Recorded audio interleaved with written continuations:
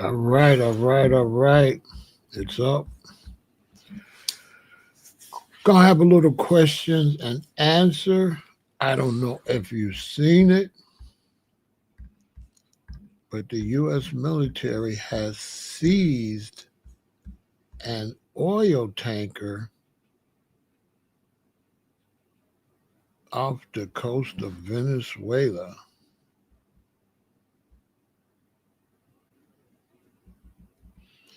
Venezuela has accused the U.S. of engaging in an international act of piracy after one of its oil tankers was seized by the U.S. military. Under these circumstances, the true reason for the prolonged aggression against Venezuela have finally been revealed. It has always been about our natural resources, our oil, our energy, the resources that belong exclusively to Venezuelan people, the Venezuelan government said in a statement. Eee.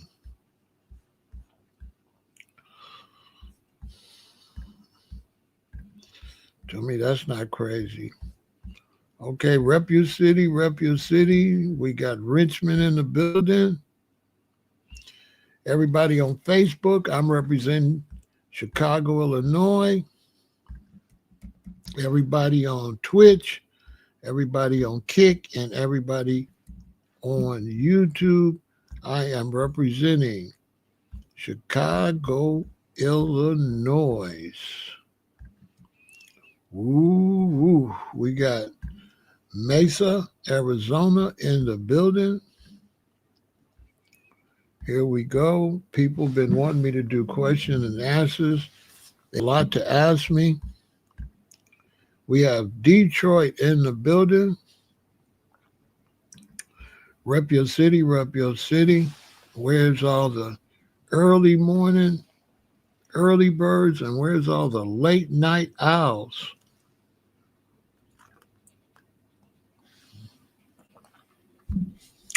I might do a little bit of a marathon. I might go till midday today, maybe. Yeah, I might talk about a lot of things. Yeah, I might go till midday. I might go till noon or later if I'm feeling it. But a lot of times I do lives and we end up getting into other subjects. So I figured, why not just do a question and answers tonight and cover some various topics people might want to ask me about? But the breaking news is that the U.S. has seized a Venezuelan oil tanker. Ooh. So it does look like we're going to go to war. What about that?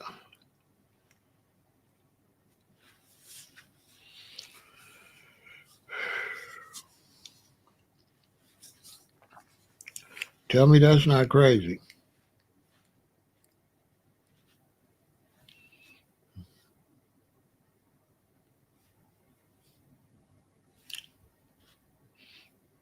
Unbelievable.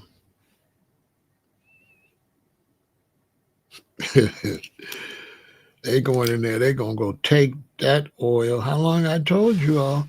I told you all, I told you all. They tricked the Venezuelans to come this way. Now a lot of their men is not there, so they, oh boy, what a trick the Venezuelans to come this way, then go that way and take their land, then send them back to work for the U.S.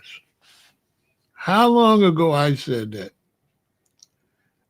I told y'all that soon as the Venezuelans came to the United States, I told you that was the plan. Told you. Didn't I tell them? I said it's going to be the Americas. They're going to control from there all the way up to Canada. Canada don't know it, but they're next. Canada's going or get overthrown. It's going to be on them. I told you all. There was just too many signs down there, too many radio shows, and it was too easy for them to get up here. Remember, they kept saying, well, a lot of these Venezuelan men are war ready, at the age of warriors. Exactly. Get them from down there so they're not down there to fight. Go down there and take it. Take over all that beautiful land. And then send them back down there to work for Chiquita and everybody. Real talk.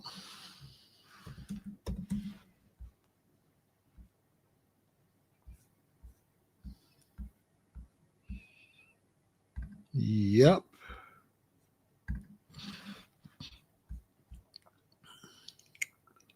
I knew it.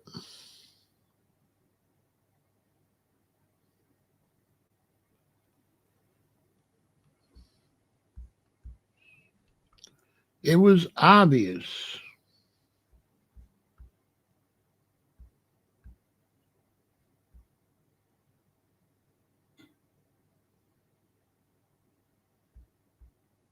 It was very obvious.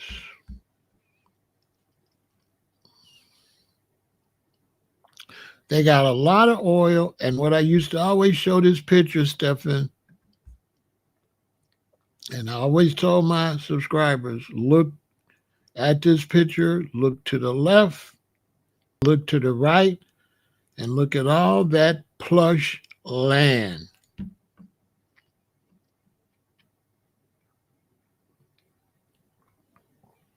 Look at all that plush land.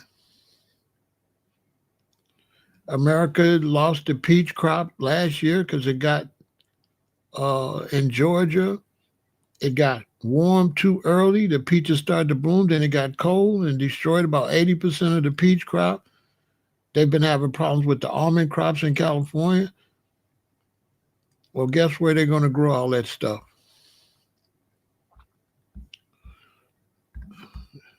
They're going to grow all that stuff in beautiful Venezuela. And then they're going to send the Venezuelans back to Venezuela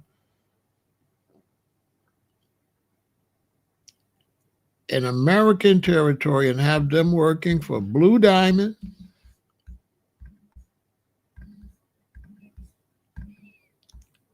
have them working for Sunkiss, have them working for Chiquita Banana, and all the tequila plants and tequila companies and coconut oil and all the papayas and all that. All the Venezuelans will be back. Talk about this used to be my grandmother's. Well, not your grandmother's no more. It belongs to Chiquita Banana. Now pick them bananas, boy. Pick them bananas. But you're back home. You're back home. And they got the most oil in the world. That is a fact.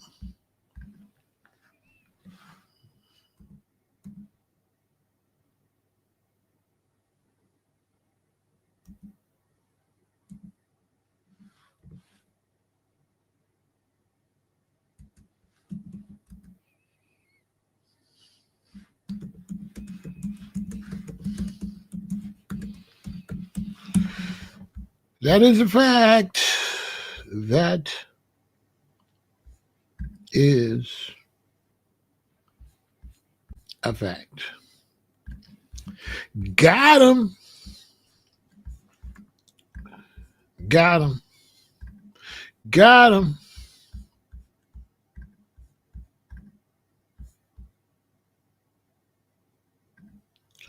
I tell you, boy, it's a cold world. It's a cold world. So everybody over here, rep your city. Let us know you're over here on this late night. You know how we do. I'm going to do some questions and answers. We don't have a subject, so we could talk about anything tonight. But America's making that move and going to take that land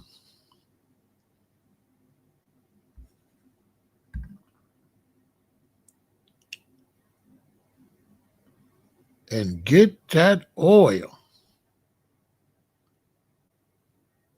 Look where America's ranked 35 billion barrels. And look at Venezuela, 300 billion barrels. They're coming to take that. Once they take that, Saudi Arabia is going to be in trouble. What I think about Three-Eye Atlas? Three-Eye Atlas could be anything. It's not going to come here. That's for sure. Three-Eye Atlas is not coming here.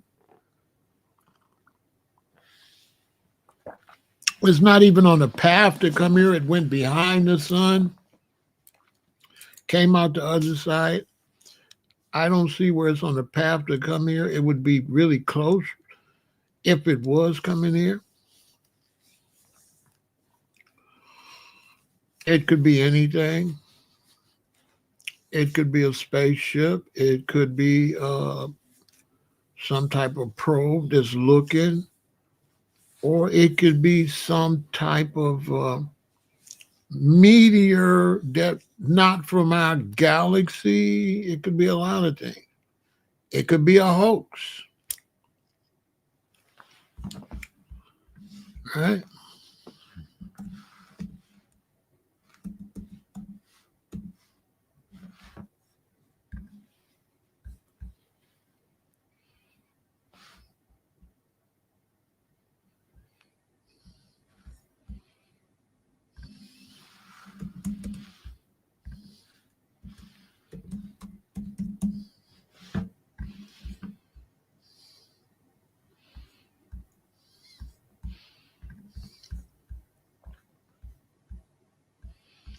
Right? Look. Is Three-Eye Atlas headed towards Earth? No.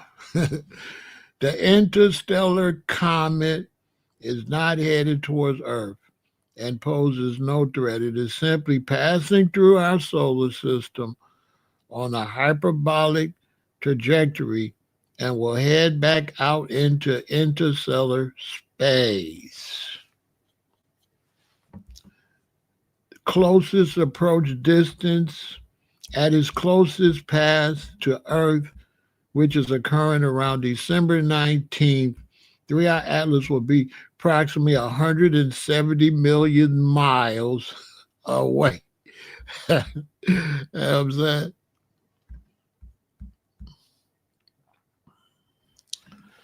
That's that, huh? What's up, Devin the Goat? Yeah, it ain't coming in. Support the channel. Like, share, subscribe. Run those likes up.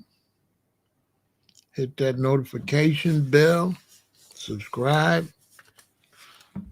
And make sure you contribute to the channel. Super chat. Hit that super chat. CashApp, Venmo, PayPal. And contribute to the channel. So a lot of times people got questions. So it's a good time now to get your questions off. Anything goes. If you have questions, you can ask me. I will be honest. If I don't know the answer, I will not just make up an answer. Sometimes these questions and answers, people feel like they just got to make up something. They don't know how to say, I don't know. But yeah, we can do some questions and answers. How the boat attacks tie in. The boat attacks the boat attacks tie in like this. The US is saying the boats is running drugs. The Venezuelans say no, it's innocent people. You never know who's telling the truth, but for sure some of those boats are running drugs. They're going to come in and attack those boats to get used to hitting the boats so that no boats can come out there while the U.S. ships are out there with any type of attack. So they're basically taking control of the waterways. Get out this water, boom, we here. So they're just practicing to make sure nobody get in the water. And they sending a message, if you get in this water while we out here, we blowing you up.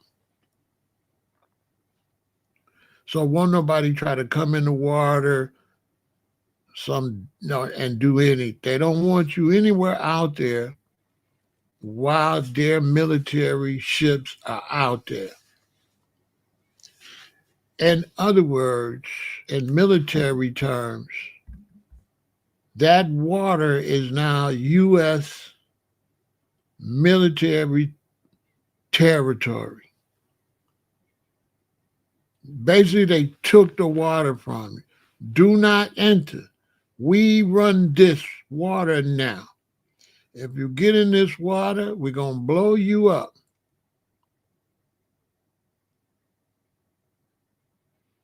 Or if you want to know about that, you got to go here.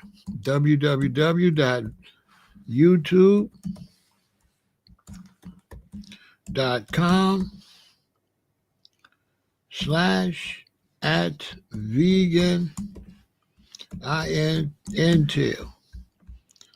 Go over there, right? Subscribe, and I'll be sure to answer your question about anything concerning eating and stuff like that. But I can tell you right quick, fruit. Smith, it's fruit.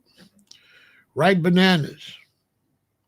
If you got a sweet tooth, eat a banana that's got the spots on it. Eat some strawberries. Eat some fruit. Eat some dates. Dates are great. Get some dates. Those big dates. I bet you if you eat 2 dates, just 2 dates, sweet tooth gonna be gone. Those dates are so sweet, you can't really eat no more than 3 or 4 at one time. They that sweet. You will eventually knock them off if you get the little round thing, but it's gonna take you a while because they so sweet that you eat a couple and they're gone. And then, get some vegan sweets. But, you want to cut back on that, especially if you're exercising, trying to get rid of a gut or something like that. So fruit.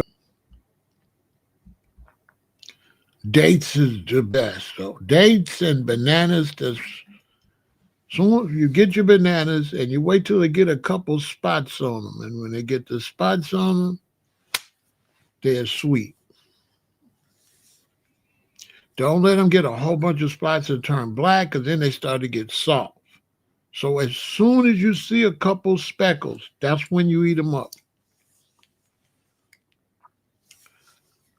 If they don't have no speckles, they're not really fully nutritious, sweet. They're not as sweet as they could be. They might be a little bit. But boy, when they start getting those little spots on them, yeah, they're super sweet and filling. Because, you eat a nice sized banana or two, you ain't going to be hungry for nothing. So that's the best thing to use, bananas or dates.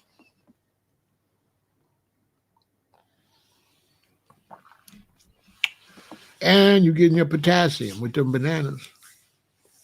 And with them dates, you're getting some protein and a bunch of great stuff in those dates. But yeah, make sure you go over, Smith. If you're trying to change, make sure all of y'all subscribe to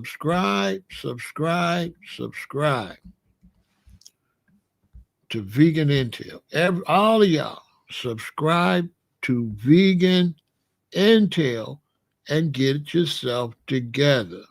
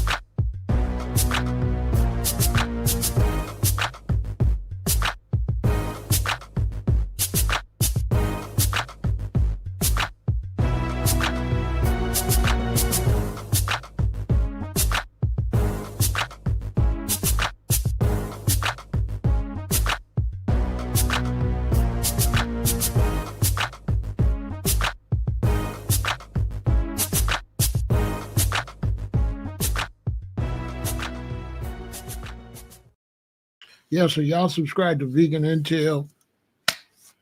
Get your workout on. I've been working out a lot. I think I've taken a break today, whatever. So I should be able to stay awake. The workout's been rough, making me sleep more and eat more.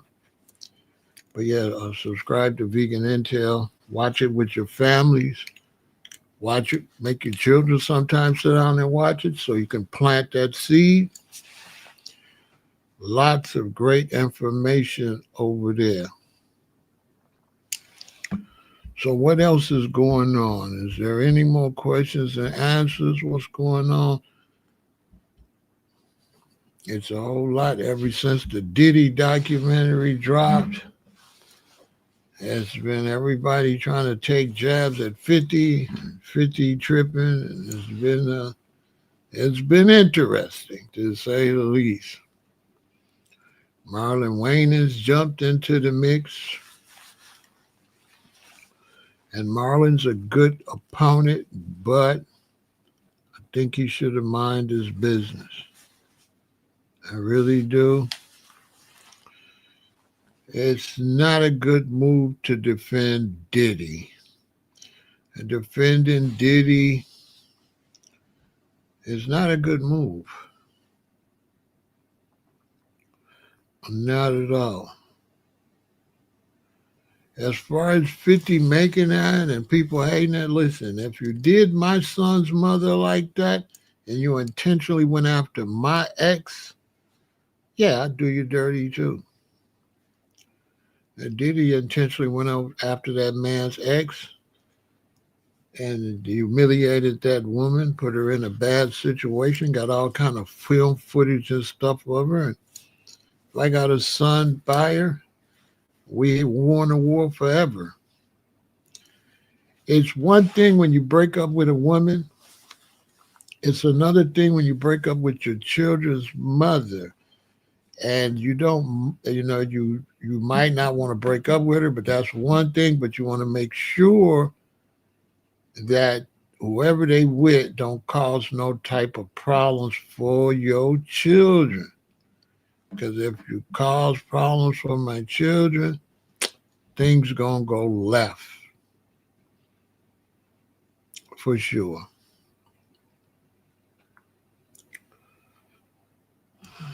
So that's a little crazy. That situation is crazy.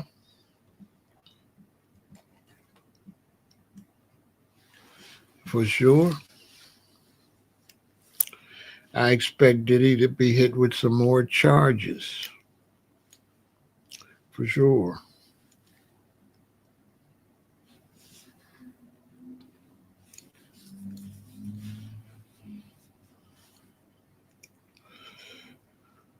I think if Diddy would have stayed off of those substances, he would have been all right. But I think the substance abuse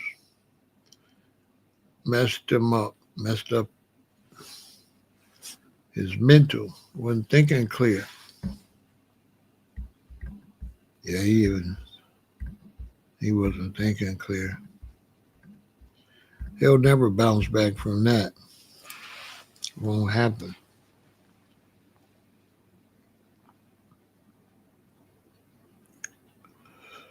So we got 45 people over here. Hit the like button, share, subscribe. Hit the notification bell.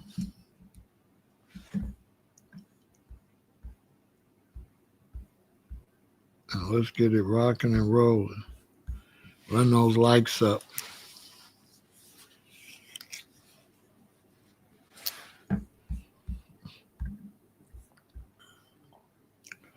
So who's here late tonight? And anybody have any questions? It's a freestyle tonight, question and answers. And if you have questions, it's a good time to let it rip. The audience will be happy to hear the answers to the questions. The questions might be something that people is watching is interested in. So let's see what you got. If you got anything to ask me.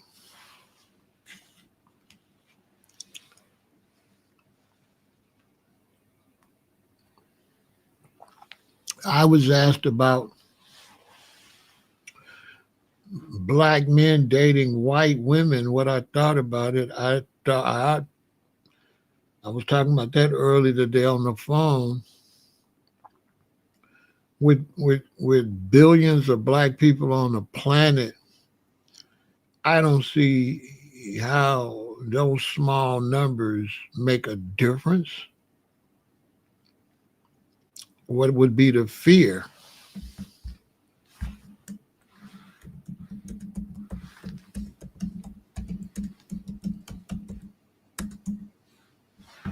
Right?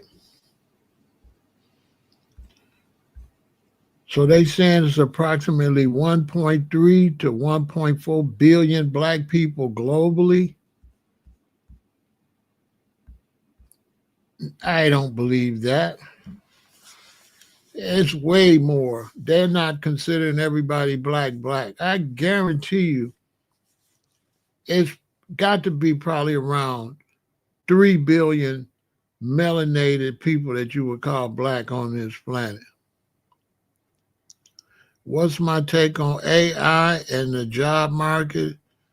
Is bad times ahead for middle class? Great question. AI,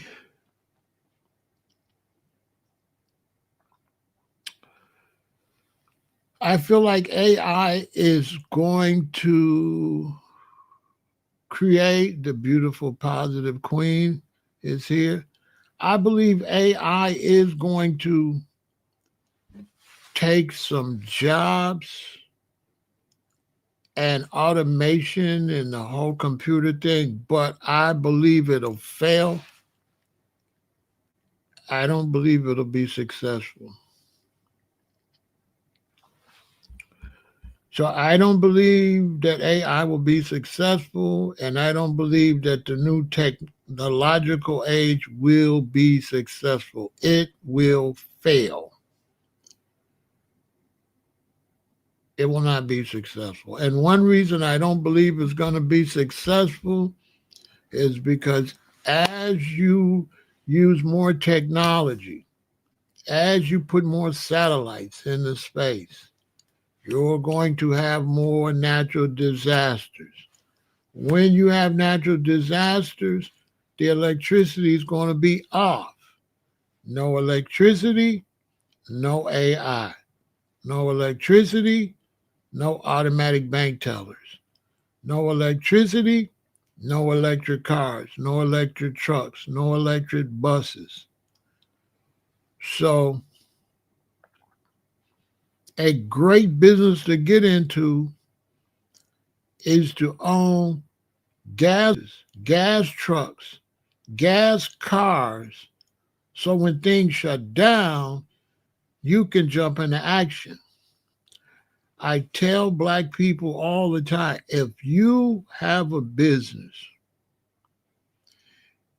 before they go cashless, get yourself a bunch of $20 bills. Get yourself some $100 bills. And get yourself a whole lot of $10 bills and $5 bills and $1 bills and change, because the computer cashless society is going to fail. And the reason I say that, one time I was in a store and it started storming in the store, and then it lightning, and then all the lights went off in the store. And when the lights went off in the store, then they popped back on because they had like a backup generator. But the backup generator only turned on a few lights and kept the freezers on in the refrigeration so the food wouldn't spoil. So the cash registers didn't run. They couldn't make a quarter. If they would have had old school cash registers and change, they could have pulled out the old school cash registers. And imagine if you got a store and the lights go out for 2 days in your area because of storms. And nobody can buy nothing in the stores or anything because everybody got electronic cash register. Now imagine if you got manual cash registers and everybody from a 10-mile radius got to come to your store. How much money are you going to make before the lights come back on? Because you got generators, you got cash, and you got ching, ching, ching cash registers and adding machines. So everybody else can't do no business, right? You ringing it up. And so I think foundational Black Americans, when they go to a cashless society, we shouldn't turn our money in. We should keep our money, because when they stuff crash, we should still be exchanging money. Let them do it, and we should keep exchanging money. Because the electronic system, how is it going to work with no electricity? Duh. Why would you have everything electronic as much as lights go out? And the more and more lights are going to go out.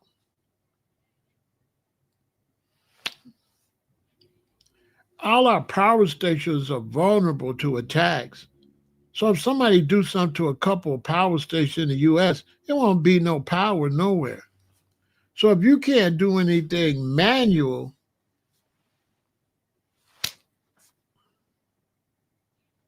it's like, imagine the only way you can have sex with your queen is with a vibrator, and you ain't got no batteries. See, she gonna leave you for somebody that got some batteries.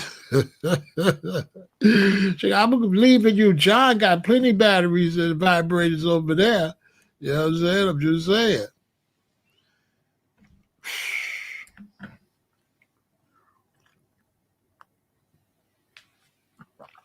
So I think that's the dumbest thing ever, is to have everything plugged up and everything dependent on the electricity running.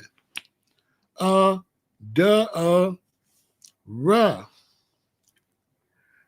So it's looking like the future, a good investment might be ice machines and a generator. If you got generators, because you can get gas manually, if you got generators and an ice machine, you'll be the only person that got ice. All the freezers will be melting and everything. So generators are very important. And light, check this out.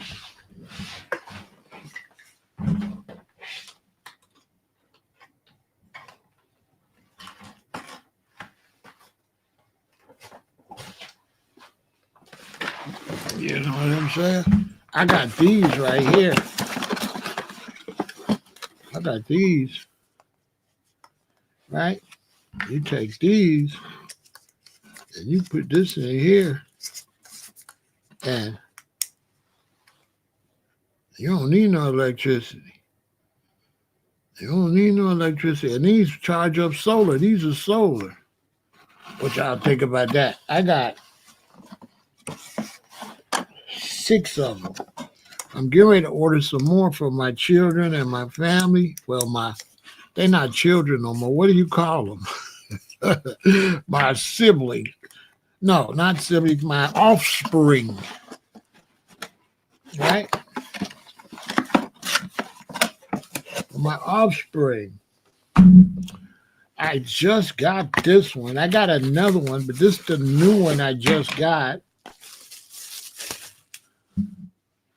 This is the new one I just got. This is the new one. Yeah, look. This is the new one. All right? This is the new one I just got. I got 2 of these. This is the newest one I just got. What's going on around here? But yeah, it's solar panel on the top. Just sit it in the sun. Yeah, positive queen. I got 2 of them. Wow. Let the lights go out. And I'm going to be like Jehovah. Let there be light. Okay? Boy, they not going to have me dependent on them. So I need to do a survival show today or this week so I can show everybody my new survival gear. I got 2 of these. Yeah, I got 2 of these. I got another one too. I got one that's got a fan on the top and stuff like that. So I got one that's got a fan on the top. I've been stocking up on this stuff because you know everything. You know this stuff gonna go out. Look.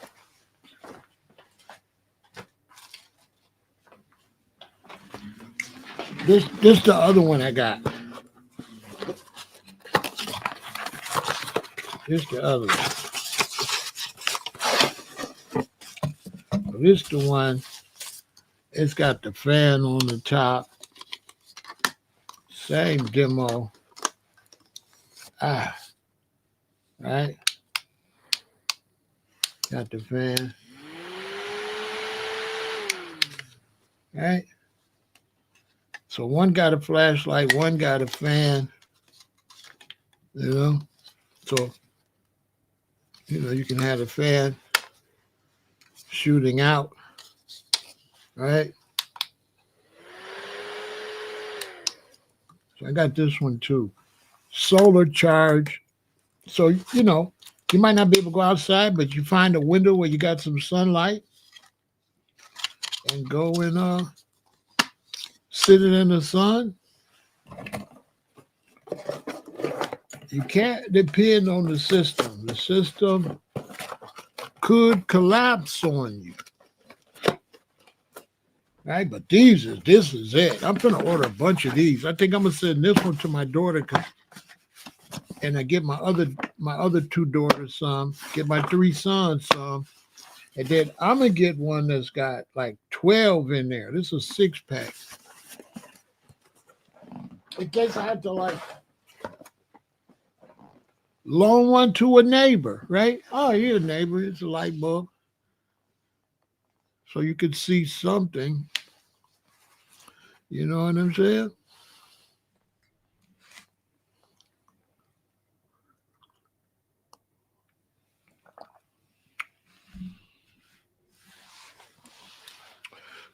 The young lady down the hallway, the older lady down here, ma'am. Here you go, young lady. The older man, the younger dude. Here, bro. Here, bro. You got a little light in there. No problem. I got a bunch of them. Man, thank you so much, man. I got you. You know what I'm saying?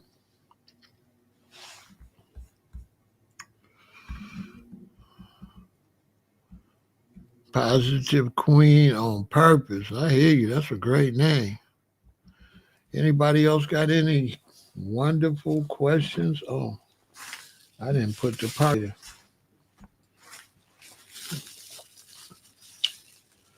One of these, this one with the fan, it's got a little compass you can stick on it.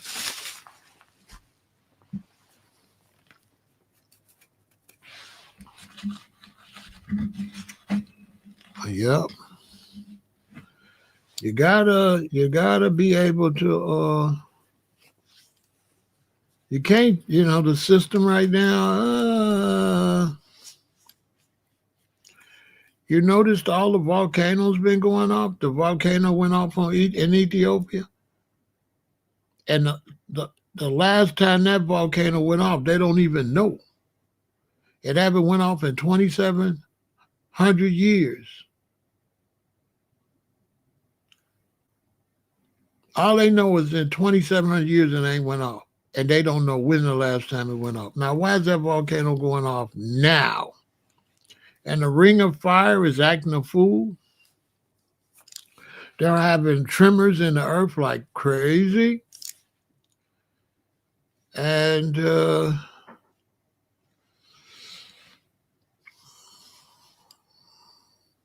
don't know if you believe in wickedness. And, when you're dealing with wickedness, you're going to be cruel to people. You're going to be cruel to the animals. You're also going to be cruel to the earth.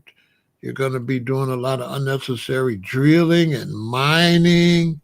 And you're going to be dropping bombs on the earth thinking you're blowing somebody else up. But every time I try to blow you up, I'm blowing up the planet. You know what I'm saying? So if you shoot a bomb at me and it hit this building, it's like boom, but it's also blowing up the earth. So they over there in Israel blowing up the earth. They think they just blowing up Gaza. But Gaza is the earth. They blowing up the earth over there. Boom, boom. So guess what? They probably have a huge earthquake over there because they didn't drop bombs on their own planet. Sometimes you be so full of hate that you're trying to unalive somebody and you're blowing up your own planet. This is so stupid, ain't it, Positive Queen? You forget you blowing up your own planet. Thinking you blowing them up, but they on the planet. Every time you hit the planet, go boom, boom. So how much the planet been shaking in Gaza? Boy, these people crazy. They blowing up their own land they live on. They think they blowing up Gaza. But they blowing up the land they live on. They crazy. What's going to happen if they put a hole in the earth and some stuff that's live in the earth get out? Because, the earth got stuff and it's locked away. You know how you read in the book of Revelation where them ugly locusts just start coming out? That's probably how they going to get out. They're going to blow up something and let some stuff out. Okay, you want to know the name of the mutual fund that have a fidelity. Oh, okay. Yeah. Let me show you.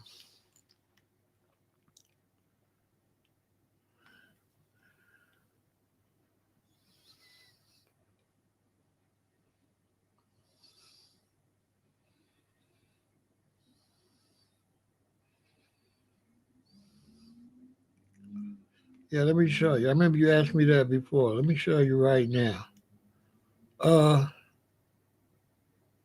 What's the website? Fidelity.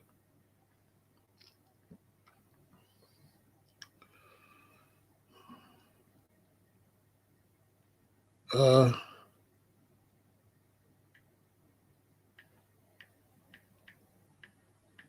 hope I remember. I hope I remember how I got in here.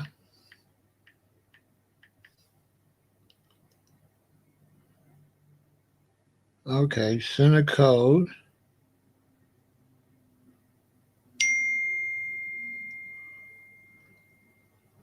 Uh,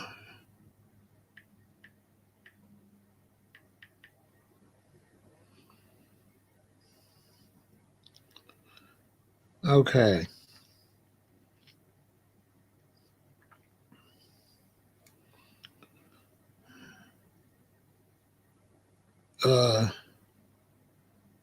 Let me see. Which one of these I got? Oh, this is it right here. This is it. VTSA. This is it right.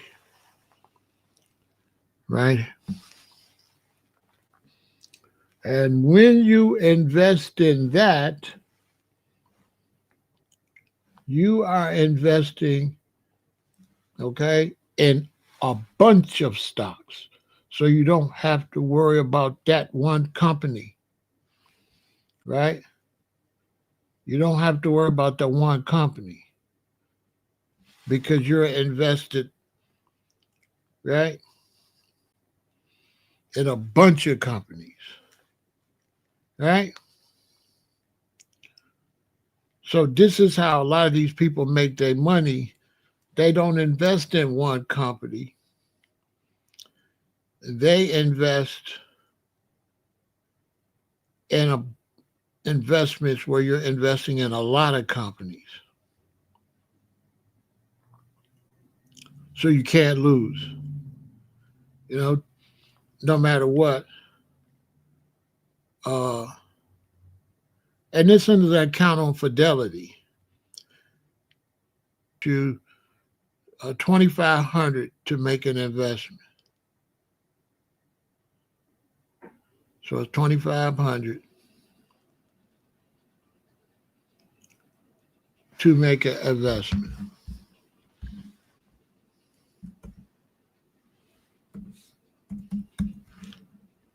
You understand?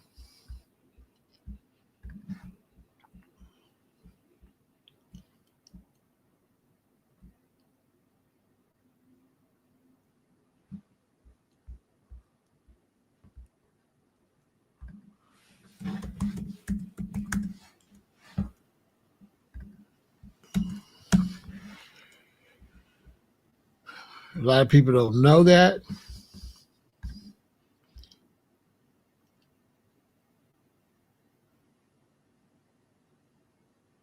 So it's like mutual funds. So you're investing in a lot. Okay.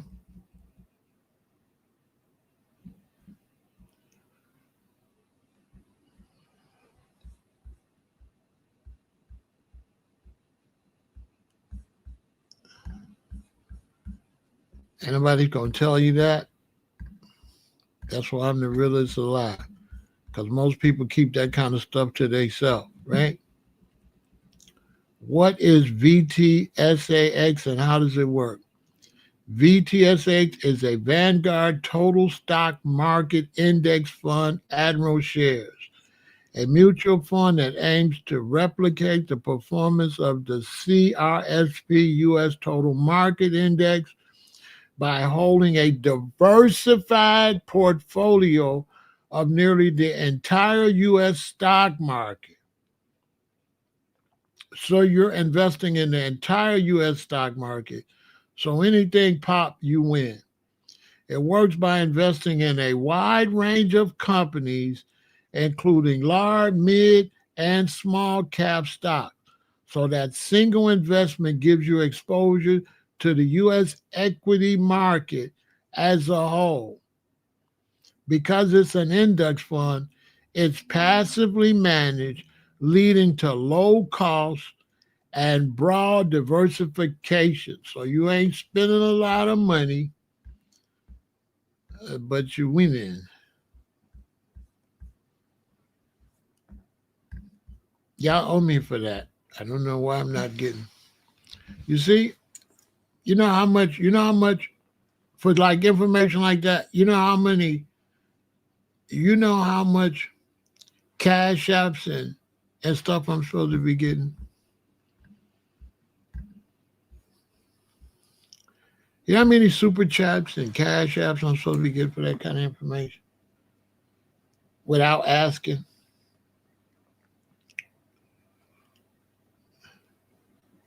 People had to become thousandaires and millionaires.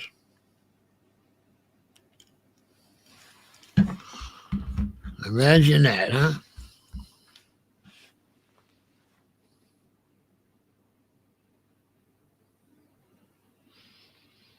You feel me? It's what the big boys do. They don't invest in just this stock and this stock.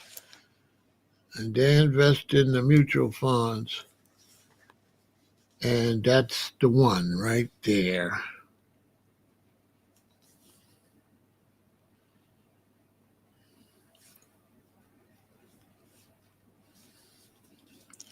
Yeah, that's good. You know what I'm saying?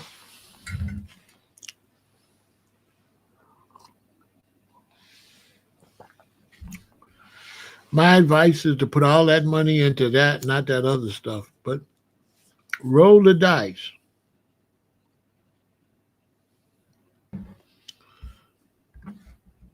Again, it's called VT Sax, SAX, like saxophone. VT SAX. And you get that. I'm over at Fidelity. You could get it somewhere else. But I'm on Fidelity. Shout out to Fidelity. VT SAX 2500. Boom, boom, boom.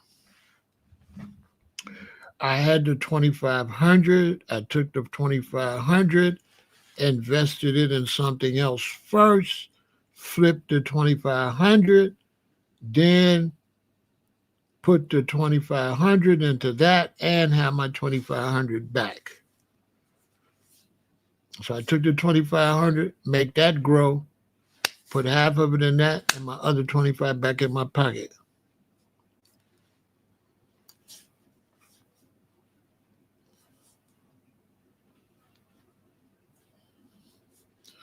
Because I didn't want to get them 2500 and wait for the money to come back when there's another way I could spend 25 and get my money back in a month or two, and then put that in there and still have my 2500. So I doubled my 2,500 other ways and then put it in there. So I win twice, basically.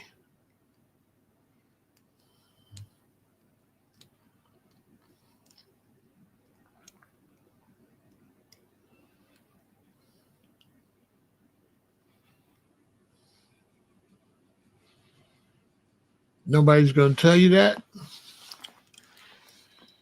because people don't like to tell you anything.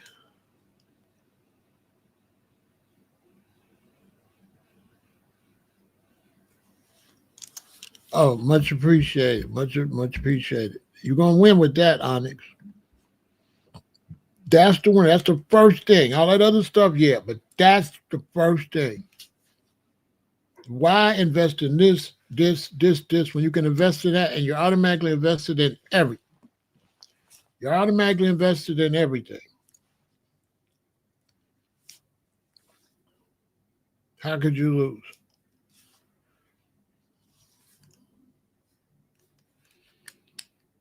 Whatever wins, you win.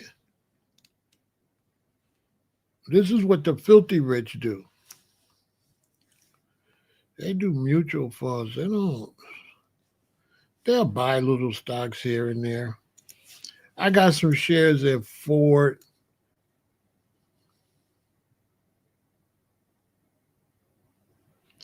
But how long was it before you seen a return, whatever? I ain't seen nobody do nothing. I got this from somebody else. Yeah, I got this from somebody else. Like Michael, that's money I just throw out there and just wait on it.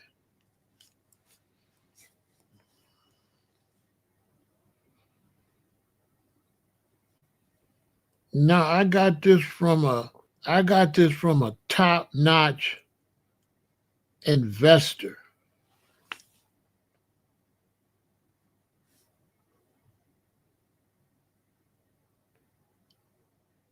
Yeah, I got this, Michael, from a top-notch investor.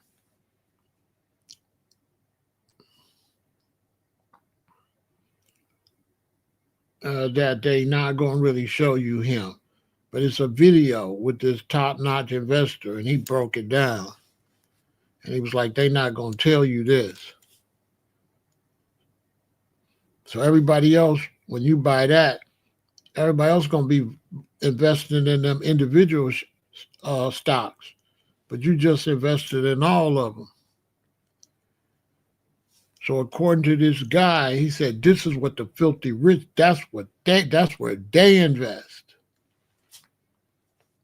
And you can tell that's why they invest because it's 2,500. But if you go to Robinhood and all them, you can invest little bits of money. You can invest 500 here. You understand? So you can tell by the initial what you got, by the amount of money it take you to invest, you can tell it's for the big boys. See what I'm saying, Michael? The fact you got to put up, you can't get nothing without 2,500, that tell you right there, that's for the rich. Because the average person want to invest, they ain't gonna come up with they ain't gonna invest no 2,500.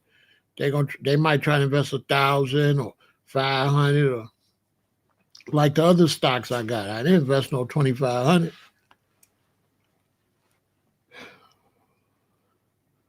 For 2,500, I got a bunch of different stocks. I can get a bunch of it,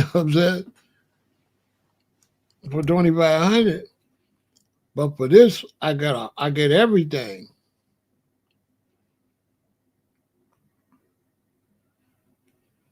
You can tell the success because you never heard of it. You see what I'm saying, Michael? You can tell the success because you ain't never heard of it. And a lot of people wouldn't put that out here on this like that. They wouldn't tell you that. I'm breaking the rules telling y'all. I'm supposed to hold that to my chest. I'll be breaking the rules. I wasn't supposed to tell y'all that. I wasn't supposed to tell y'all that. I was supposed to keep that to my chest. In this world we live in,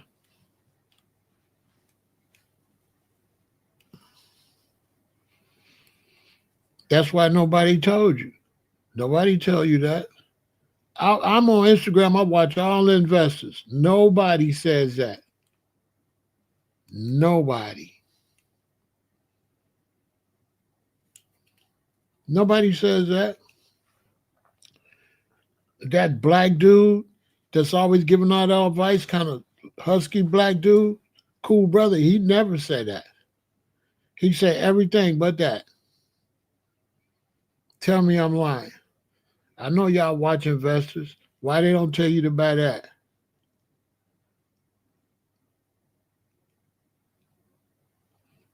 That's what made me buy it, because the rich white dude just said, that's the first thing he said. Nobody's going to tell you this. That's what caught my attention. He said, nobody's going to tell you this.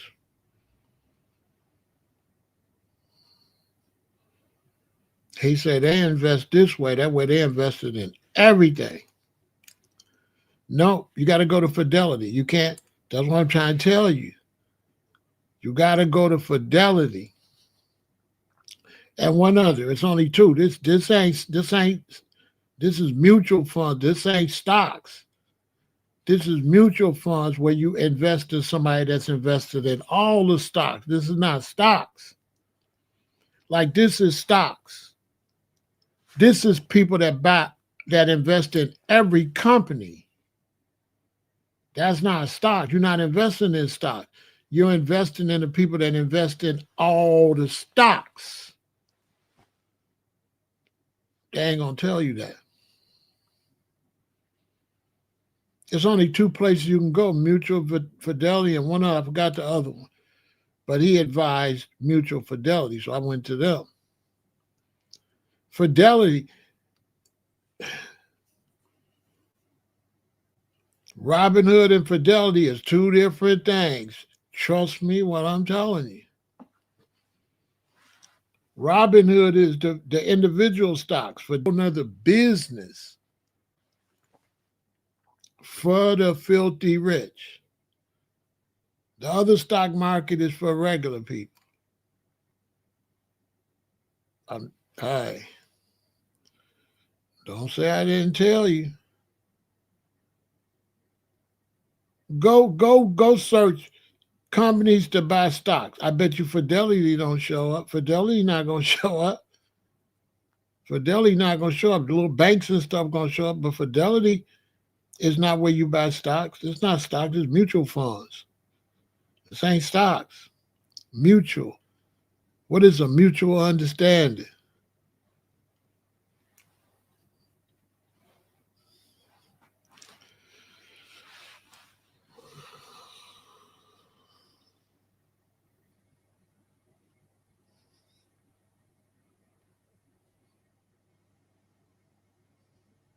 Think about it, Michael. This is what the people that own Robinhood buy.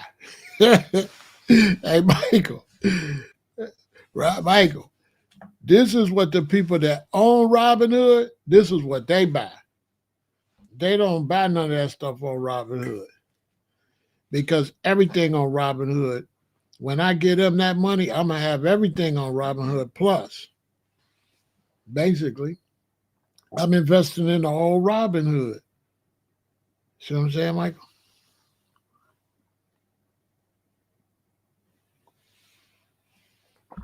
Facts.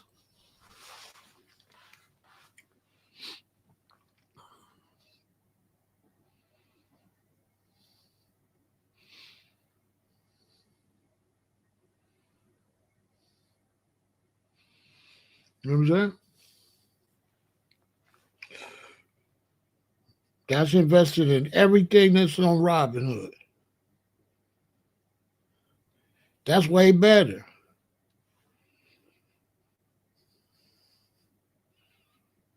So if any particular stock go crazy, you win. If this one go crazy, you win. If four of them go crazy, you win. Good to see you, RTG.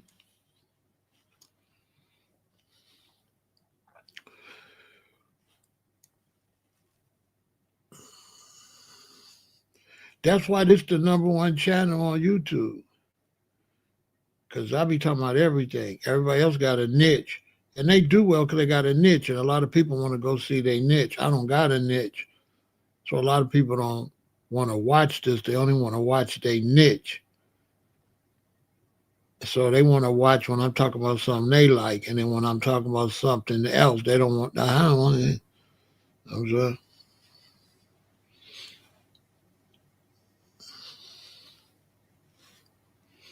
But over here, I talk about everything.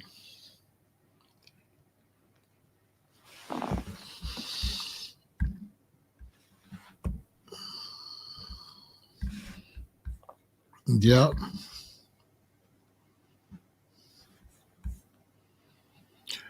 I'm trying to tell you how to get you some money. Don't say I didn't tell you. I'm not supposed to tell you.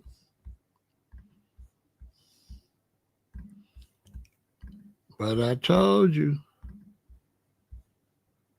That's why. That's another reason. I be breaking the rules. They're like, Pharaoh, you breaking the rules. You talk too much. You know what I'm saying? I ain't supposed to tell y'all that. I'm supposed to keep that to my chest and just get my money.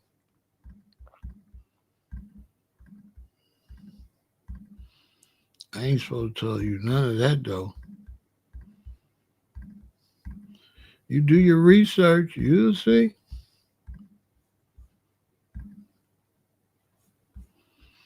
All you got to do is do your research. I just Googled it. And guess what came up?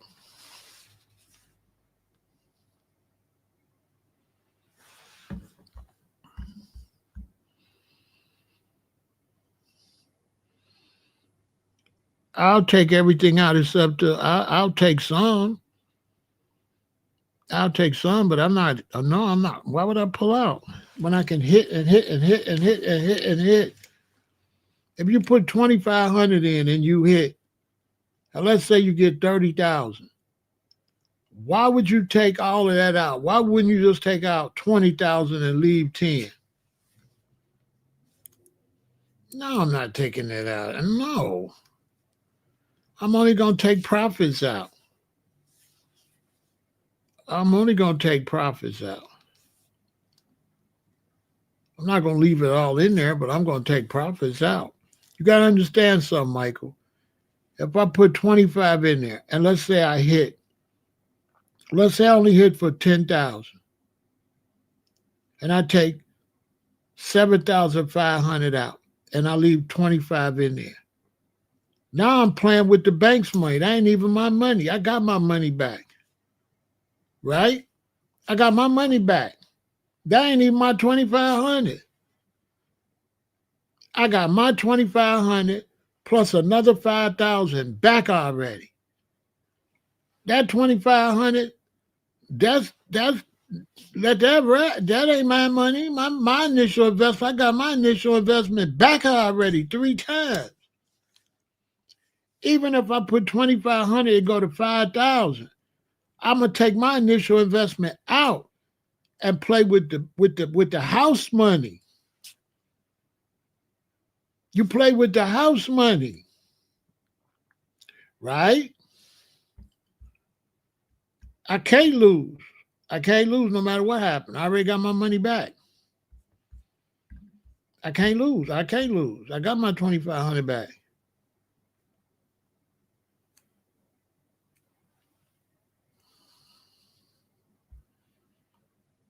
How could I lose? Playing with the house money. This is how I came up. This is how you shoot dice. This is how you gamble. You go, you win, you put your money in your pocket. If you lose the winning back, you quit. You walk right out of there, still got your money. You don't gamble all the money back. You play with the house money. For those of y'all, you went up there and gambled, boom. You put $300, boom, you hit for $1,000. Instead of you taking your 300 and put it away, you gambled, lost the whole thousand, lost the 700 you won plus your 300. What the hell you did that for? Should have put your 300 up and then let it rip with day 7. So when you lose the 7, you didn't lose nothing. You didn't lose nothing. You just had fun playing. That's their money. You only lose if you walk out of there without any of your 300. That's when you lost. That's the basics to gambling or hustling.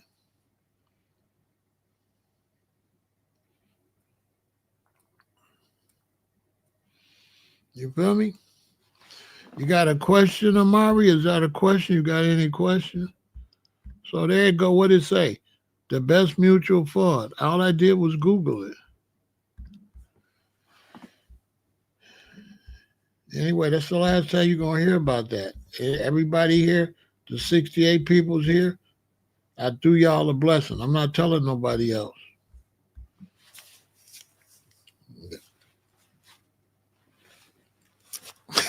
Lock, throw the key away. I don't know nothing. I ain't repeating it. The game is to be sold, not told. So hit the super chat, the Cash App, Venmo, PayPal. I just gave you some money. It ain't gonna hurt you to throw me a bone. I just put you up on some major money. Go back and watch the video. Go back and watch it from the top. It'll tell you. You know what I'm saying? Goshen. Hey, Goshen, no. I bet you Goshen been knew this. I bet you that.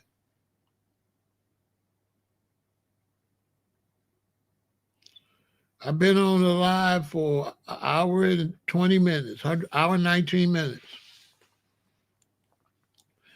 Goshen, no. I bet you Goshen know what I'm talking about, but he in New York. Hey.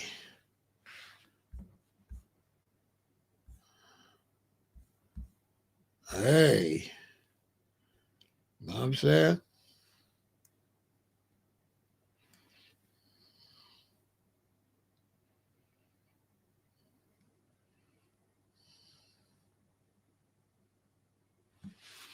Go back and watch it from the top.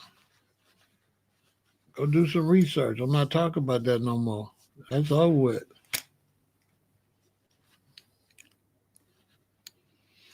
Go back and watch it from the top, or go do some investigation. That conversation has left the building.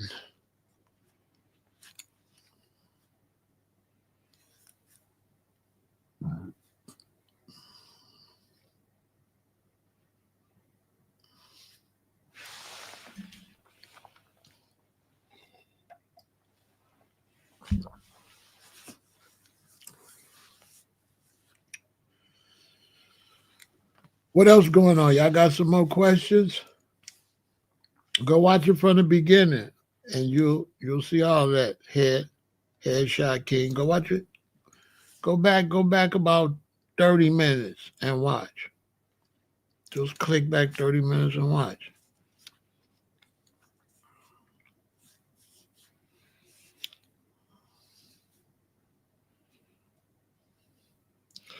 So I can tell you.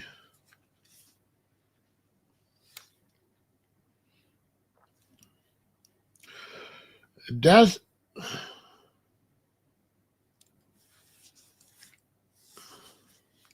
what part is I'm not talking about that no more. Like that conversation's over.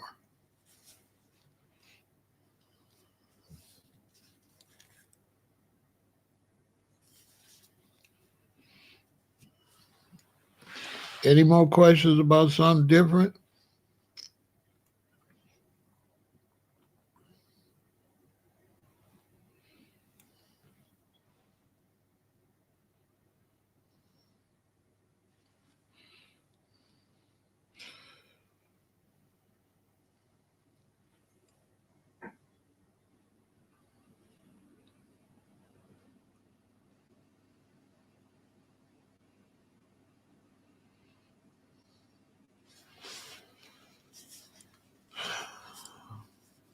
We're doing a question and answer.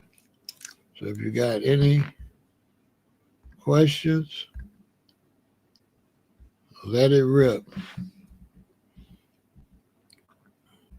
I'll tell you something. Teach your children this. Teach this to your children.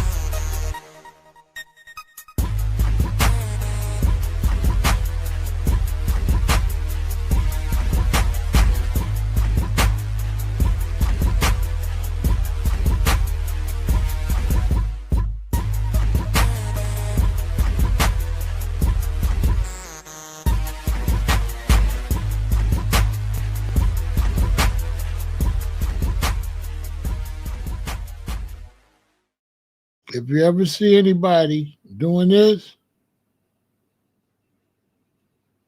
that means they're in trouble. Call the police. That means they're being kidnapped. So if you ever see a child in a car and they do this, follow the car and call the police. If you ever see somebody walking and they do this, if they hand behind or however they are, if you see somebody do this, call the police. Ask the sick and make sure you teach this to your queen, everybody in the family. Teach them this. That means help. Right?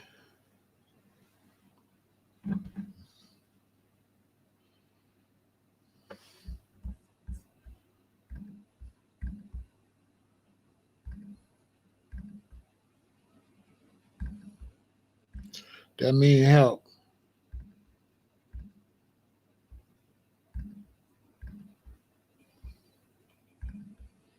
Right?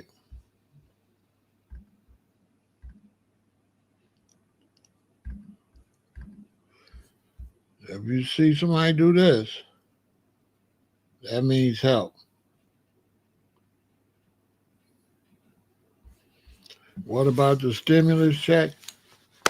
The stimulus check, Tony Soprano, that's on the president. So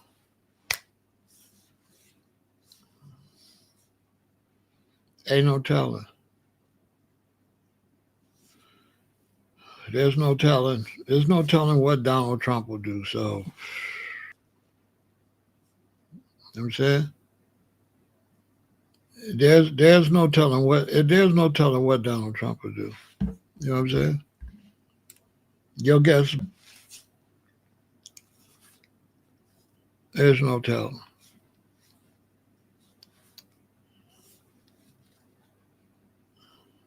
Because if he was going to give a stimulus check, he should have gave it already, so the money could go back into the system for Christmas. So I don't know what he's doing. He too busy selling. He too busy making money for his family. He don't care nothing about y'all or us. He in there grifting. The president is a grifter. You see, he just released a new credit card or some kind of card while he the president. I said, this guy here need to be under the prison.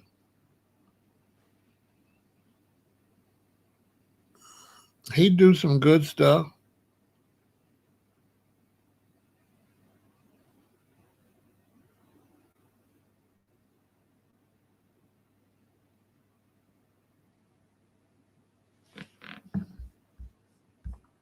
You say, how to drive a truck, right? So my company is trying to make me go 1099 and get my own LLC, which I will get, but they're forcing me to.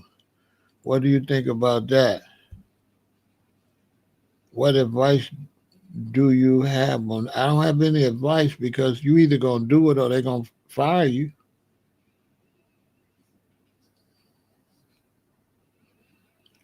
So basically, You're not going to be working for them no more. You're going to be for hire. So basically, once you get your LLC, you'll be responsible for certain things, certain accidents and stuff. You'll be responsible. They're not taking no more responsibility. They want to hire you as a company, and they're going to make you sign some paperwork as the company. And in that paperwork, it's going to say you're responsible. You know what I'm saying? Yep. Michael, in the paperwork, you're going to be responsible. You're going to have your own, you're going to have your own insurance and all that. So basically, you're not going to be working for them anymore. You're not going to be working for them.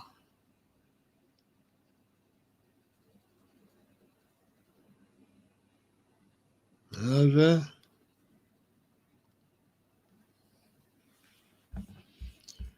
Yep, you're not going to be working for them anymore. What I think about the Somalis, yep, yep. They trying to make sure that they're going to put everything on you. They're just going to pay you to do a job. You're going to be your own company.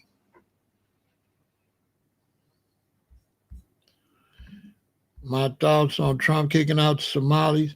They need to kick out every last one of them. They ain't black. They don't deal with us as foundational black Americans, so the hell with them. The hell with all Africans that don't deal with us. The hell with you. Bye. The Somalis say they not black. All right. Bye. Don't be black now. We not friends. Don't try to be my friend when you get in trouble. If you wasn't my friend when it was going good, you ain't my friend now. I would personally take a job and drive Somalis to wherever they loading you to kick you out. I would personally take that job.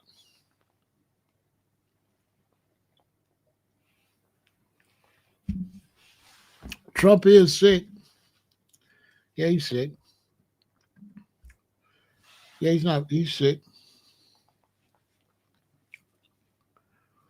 Yeah, I don't care nothing about no Somalis. Somalis don't care nothing about me.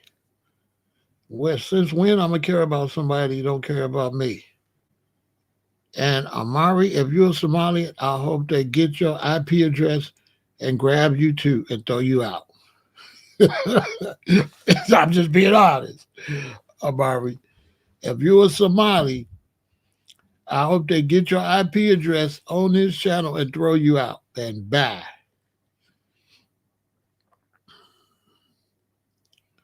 Walaikum salam.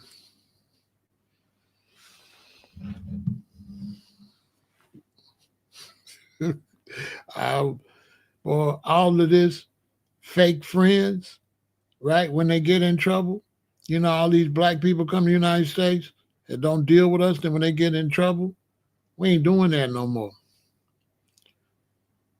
If you ain't our friend, to hell with you. We're gonna let the door hit you where the good Lord split you. And goodbye. I don't care who they kick out. As long as it ain't foundational black Americans. We ain't got no friends. We on our own. We on our own. All the kumbaya. I remember back in the 80s, we stood up for the Mexicans, talking about black and brown love. But we not doing that no more. Oh, hell no. We not doing black Americans, we've done that. That's it. We're not doing that no more. That's over. We only doing us, just like everybody else do. We not doing that. We don't want no fair weather friends. If they throw every African in the country out, I ain't gonna blink. And there's some good brothers, but there's some good foundational black Americans too, and ain't nobody got no love for us. And most people coming over here trying to compete with us, compete. Why you don't think they don't talk about FBA and politics? Why would they? That's for us to get that popular. And FBA is nothing they would be talking about. They got to be talking about reparations. So they wouldn't be talking about FBA. They'd be talking about reparations. FBA is not official yet. We just establishing it. So the title Foundation of Black America is not official yet until we get it on the census. We're going to get that on the census. And we're going to be separate. We're not going to be black. The census is going to say Foundation of Black Americans and then African descent and probably Caribbean, like that. We won't be under the black no more. We want our own category. We're just building that. So that's why they're not going to do it. It's new. It's new, Michael. This Foundation of Black American is new. It's not going to just, even all foundational Black Americans aren't calling themselves foundational Black Americans yet. It's a new movement, bro. It's new. It takes time for something like that to be that popular. What, we only been doing it, what, 18 months? 18 months, 24 months? That's not long enough to have it a political subject and all that.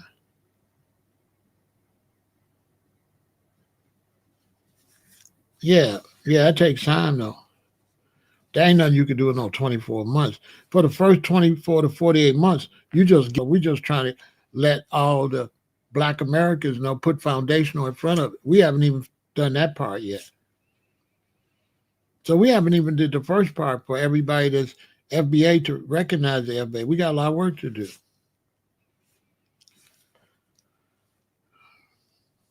And you say, well, how do we know when we get there? When you hear rappers say FBA, we there. When you hear rappers say, yeah, I'm FBA, when you hear rappers mention FBA, we there. No, Foundation of Black Americans haven't been around. First it was ADOS with Yvette Carnell. It was American Descendants of Slavery. And then Tyreek, a couple years ago, said, no, we should be Foundation of Black Americans. It's new. This is brand new, actually. I think ADOS was about 9 months to a year before Foundation of Black Americans, wasn't it? American Descendants of Slavery was before Foundation of Black Americans with Yvette Carnell in them. So ADOS is older term than FBA.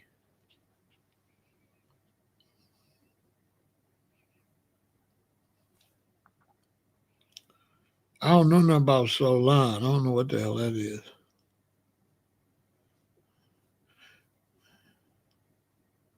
Yeah, ADOS was used first. The reason ADOS didn't work because we don't want to be slaves. We don't want to use the word slaves. Nobody want to keep calling themselves no slave. So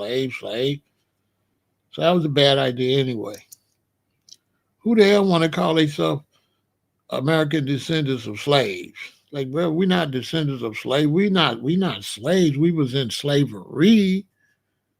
They enslaved us, but we're not slaves. I'm not descendants of slaves. I'm a descendant of people that was in slavery. So the concept was not good. We're not descendants of slaves. Those people were not slaves. They were enslaved. So, and then everybody wasn't enslaved because you had freedmen up north. You can see that in 12 Years a Slave. He wasn't a slave. He was up north. Some white dudes caught him and sold him. So all FBA wasn't even slaves. To be honest with you, it was a lot of freedmen up north. Slavery was a down south thing.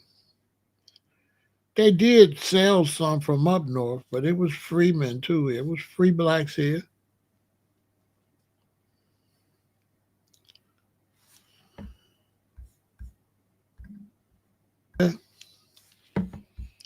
Let's take a break and then we'll finish. All right.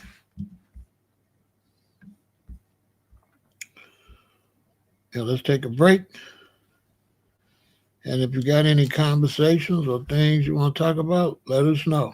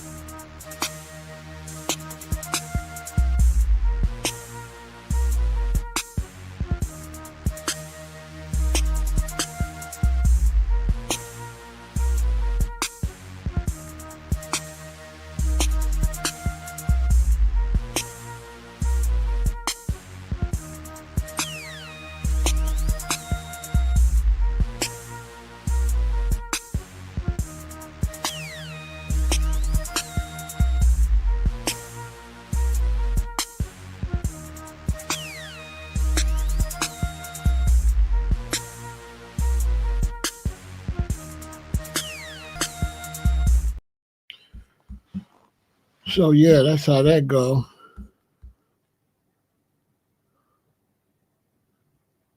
I don't know nothing about that.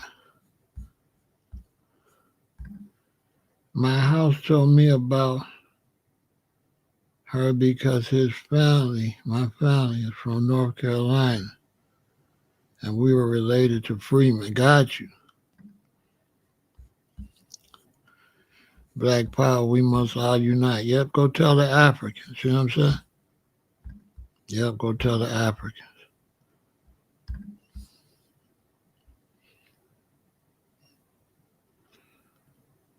I don't know nothing about none of that. I don't know nothing about none of that.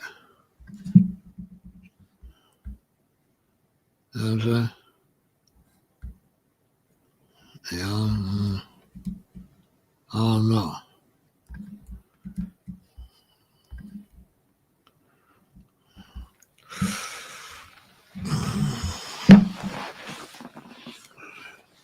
Any other questions? Somebody got some more questions? We doing questions and answers tonight, making it do what it do. I'm not really getting into nothing controversial, no arguments or nothing like that. Just basic questions.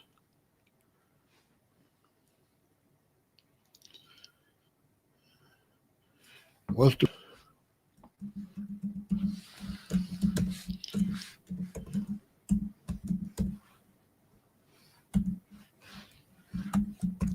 for all questions like that? You got to go over to Vegan Intel. So for all questions like that, you got to go over to Vegan Intel. I'm not really talking about health and stuff over here. Go subscribe to Vegan Intel. And I discuss all health, how to eat, exercise, all that is from this point on discussed over here at www.youtube.com Vegan Intel. So if you want to know anything about that type of stuff, you got to go to Vegan Intel. I moved those conversations to another channel so that I can just concentrate on that over there. So I don't talk about that over here because a lot of people don't have interest in that.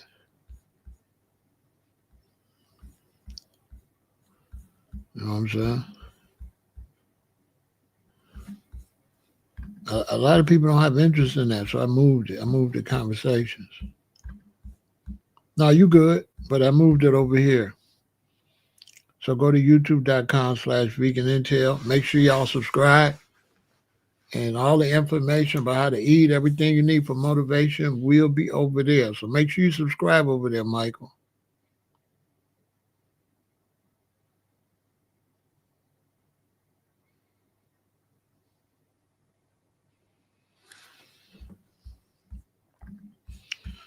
You say, I never heard of an FBA born 82 years ago. And if African Americans are at birth, can you tell me who are the people that were called that 82 years ago? I don't understand what you're asking me.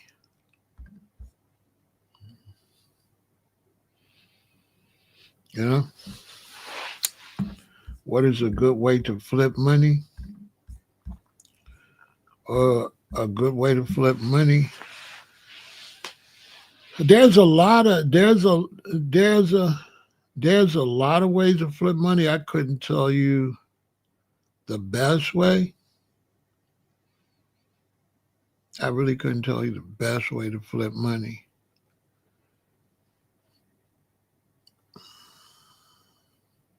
To be honest with you. Because there's different ways and different amount for it to flip. And, that's not an easy question, Joseph.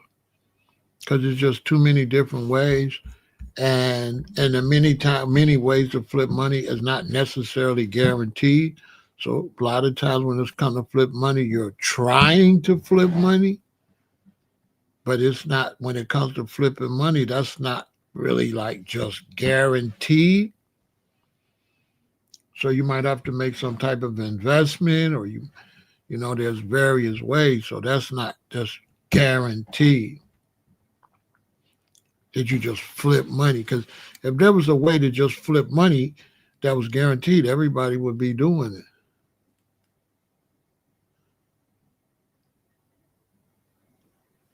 Oh yeah, as long as you subscribe, go over there and make sure you hit the like button and hit all the necessary things, and you'll see it. And then from time to time, just click on it. Click on it, make comments in there. Go over, watch a couple of the videos. Even if you're not there live, just go watch the videos after the fact of the matter. And, make comments and stuff. And then when YouTube see you doing that and you subscribe, then it'll put it in your, it'll send it to you. And go follow Vegan Intel on Instagram. Or if you follow me on Pharaoh Said That, I post when it's getting ready to go live too. So you can follow me on Pharaoh Said That on Instagram. You can follow Vegan Intel on Instagram. You can follow me on Facebook or Vegan Intel on Facebook. Then you'll see. Yeah, flipping or earning money cannot be guaranteed. There are always variables. I'm 100% correct. It's not just like, or everybody would do it. It's a hit and miss. It's a gamble. Some of the ways is guaranteed. You don't know when it's guaranteed. Like buying a car for one price and fixing it up a little bit and then selling it for a little more. Stuff like that. So it's a lot to that.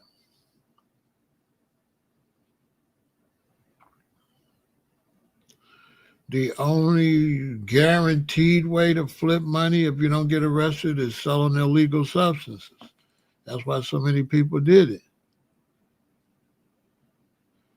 Because that's the most sure way, unfortunately. Get a bird and find somebody that want to buy zips, basically. But that you could go to jail, go directly to jail, don't collect $200, and don't pass go.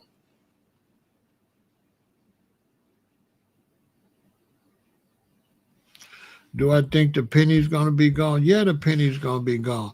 The effect is everything going to be rounded off to 5 cents or 10 cents. So everything going to be 9.05, not 9.06. That's all. 9.05 or 9.10. $9.15, $9.05, $9.20. There won't be no 21, 22, 23, 24. It won't make much difference.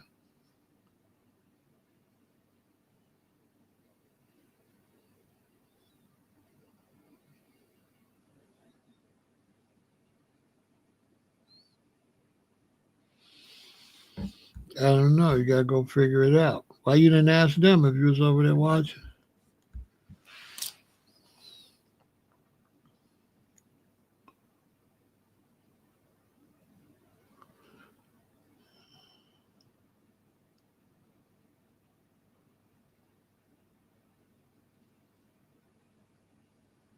And she said African American. She didn't say I was African American on my birth certificate. Sherry. She did she say on my birth certificate it say I'm African American? Or did she say I'm an African American? Because it seems like you're just mixing everything together. Because just because she said she's African American, did she say on her birth certificate? Because you could be an African and call yourself African American. That don't mean that's on your birth certificate. So I don't understand what you're asking me. If I say I'm black, that don't mean it's on my birth certificate.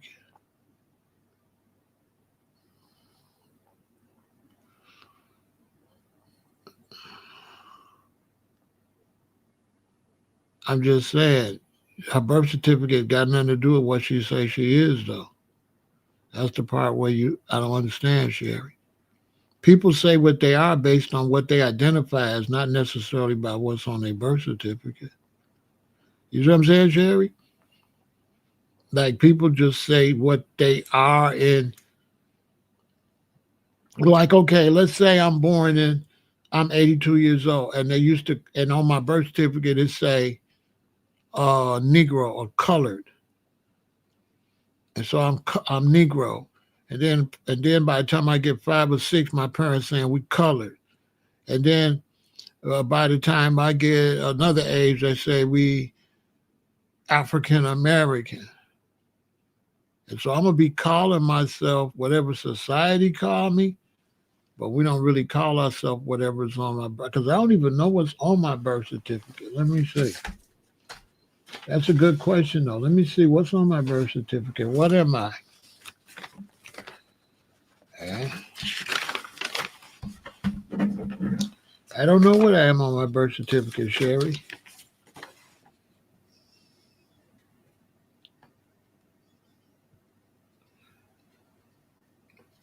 On my birth certificate, it doesn't even say. On my birth certificate, it doesn't say. It just says my birth name. It says my date of birth. It says place of birth. It says sex male. It says my mother's maiden name. It says where she's from. It says my father's name and where he's from. And it says date file. No race. There's no race on my birth certificate.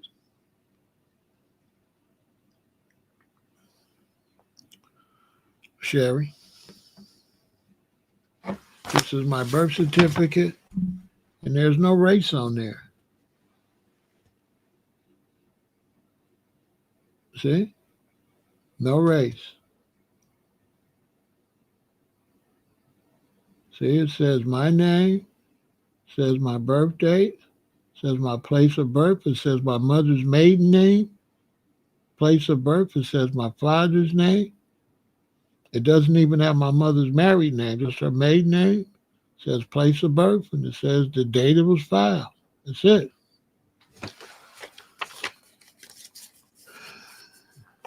I don't think it's on the birth certificate.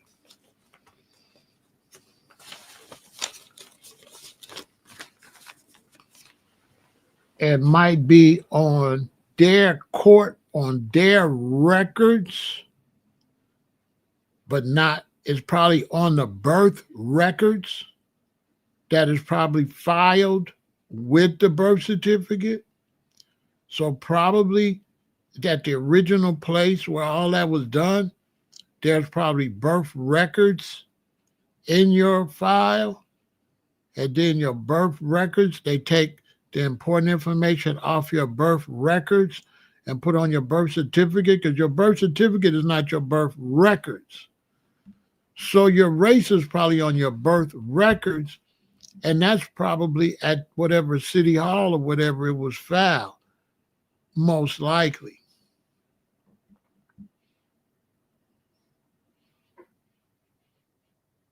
Or maybe not. Maybe your parents the only one got the birth records, and they take the birth records down and they take the vital information and give you a birth certificate. I'm not sure. That's a good question, though.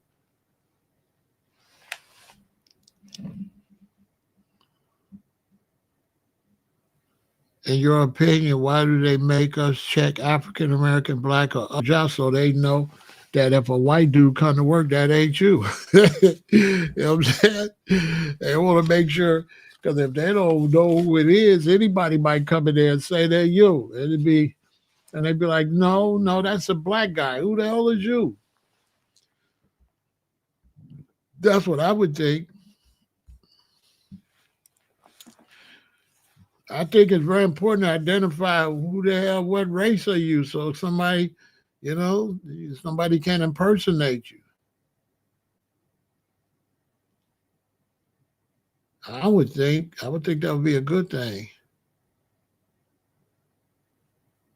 Some Hispanics show up and say, "I'm Michael McCoy," and they say, "Okay."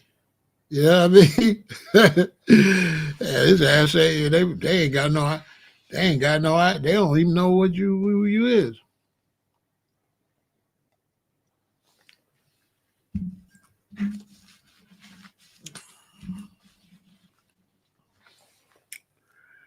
That would be my guess. Because on your license, it's on your license. It's on your license, your eye color and stuff, ain't it? I think so. Brown eyes. I think your license say all that stuff. Hold on. Hold on.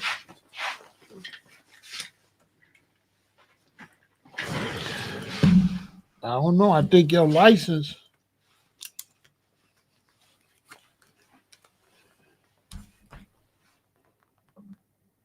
Yeah. Sex, male, height, 5'11", weight, eyes, brown. On your license.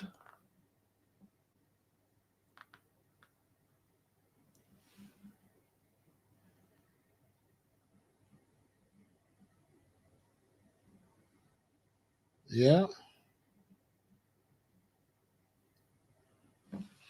You say you should fight to erase that question? I mean, then you'd be unidentifiable. You know what I'm saying?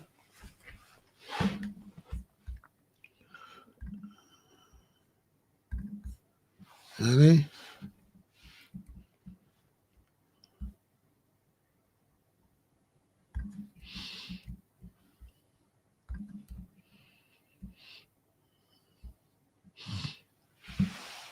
it don't bother me. Say it loud. I'm black and I'm proud.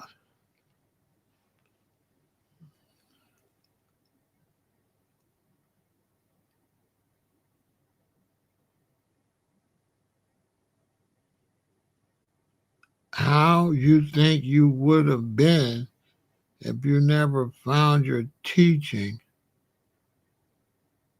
in the beginning?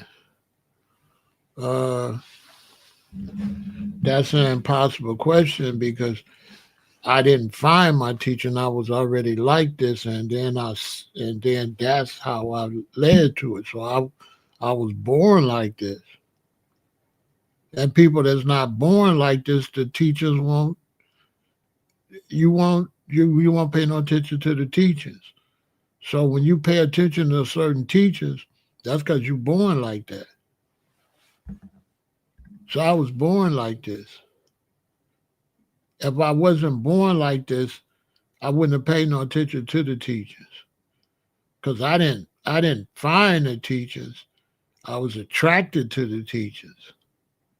Then you have to ask yourself, why was I attracted to it? And then if you look back on my childhood, I was always different. Yeah, being unidentified would definitely lead to even more widespread identity theft, for sure. But yeah, Michael, I was born like this. I've been different since I was a baby. Teaching can't make you be a certain way. You understand? Right. You watching me because you already like that. Exactly. You're already interested in that. That's in your DNA. If not, you as nothing would make you watch me. Doesn't already like that. You know what I'm saying? You already different. But you gotta understand that when your mother named you Michael, she named you after an order of angels.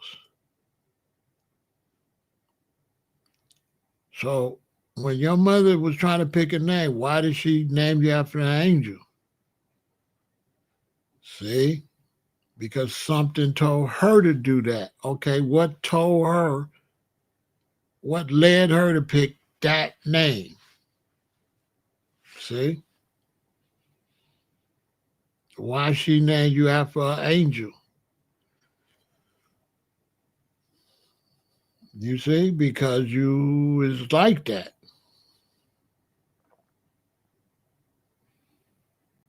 That's why.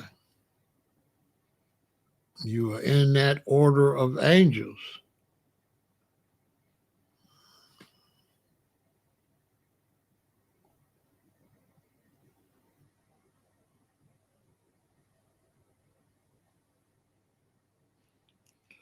You black and proud too, but it reminds me of the days when they used to write B on your paperwork. I understand. I understand.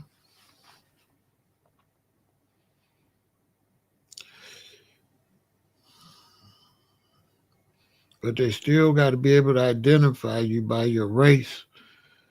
They really need more information than that on there, but they can only put so much. So they try to have your eye color and your at least your race. But if you get arrested, they're gonna have your hair texture, your eye color, and they're gonna have your mugshot and everything.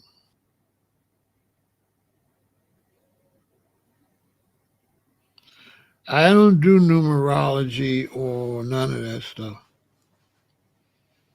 I don't do numerology, I don't do astrology, I don't do none of that because there's too many numbers for numerology to work. And so there's too much, it's too easy to be misled with astrology because you could draw anything out those stars. You don't have to draw the Big Dipper. You don't have to draw Leo. You can another artist could take them same stars and draw anything. So the stars did not tell you they're Leo. A man decided to draw that as Leo. A man decided to draw two fish. But the stars didn't tell you that that's two fish. That's not two fish to the stars. Think about it. That's not two fish to the stars. You understand? Who is we? I don't know who we is. Who is we? I don't know who we is. I don't know who we is because we're not killing each other. People are killing each other. People are killing each other. So when you say we, everybody kill each other. So I don't understand what you're saying. You understand? Let's take a break and we'll finish, right? Make sure you support the channel.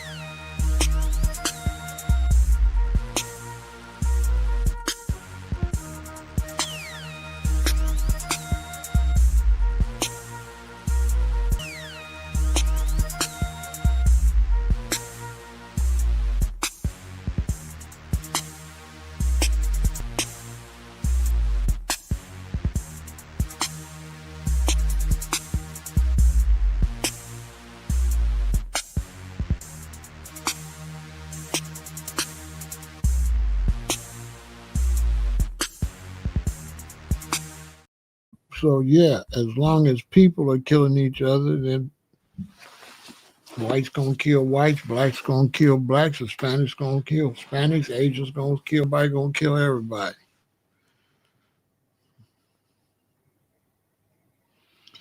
Have I ever had a wanting to learn another language? Not really, unless I go somewhere where I got to speak it, but I don't got to speak no other language. You got to talk to me if you come to America. The only way I would want to learn another language is if I went and lived where they spoke that language. I wouldn't want to know French because there ain't nobody here to speak French too.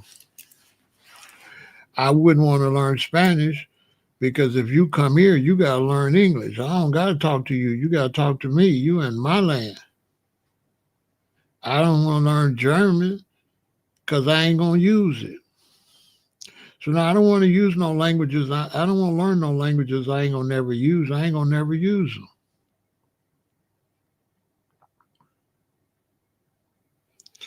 What do I think about the inner earth? Do I think there's another earth within the earth? I'm not sure what's in there. All I know that's what's inside the earth is something hot. So there might be a hell in the earth. There might be a hell down there.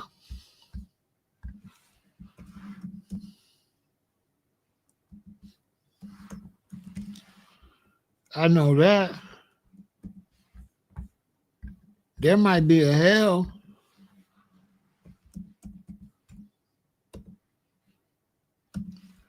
I know that. There might be a hell. There might be a hell in the earth.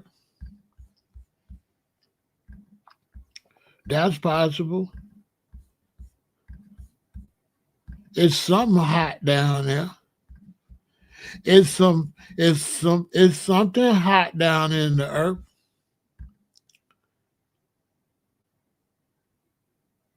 So it might be a hell in there, because where's all this hot stuff coming from? You know what I'm saying? It's something hot.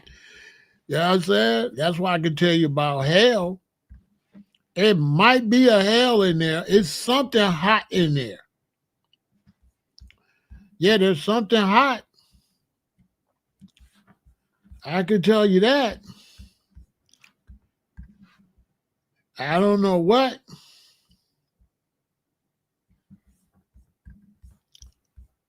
but I do know it's something hot. It's something hot in the earth because it's coming out. Yeah, it's coming out.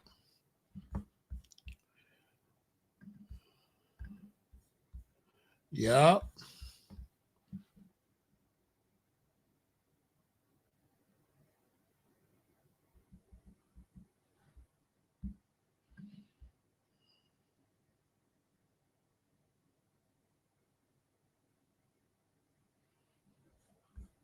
The word on the Sphinx I posted, I don't remember.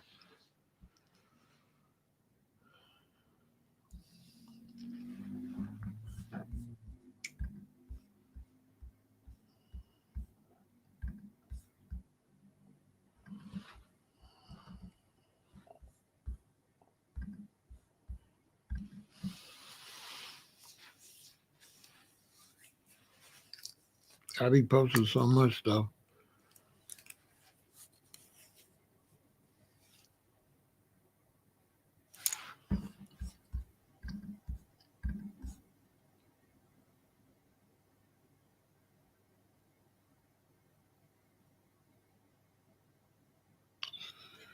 Oh yeah, I don't know. I ain't heard nothing else about it. I know the one you're talking about. I ain't heard nothing else about it. Somebody captured a picture of that. I don't know. I ain't heard nothing else about it. I know what you're talking about.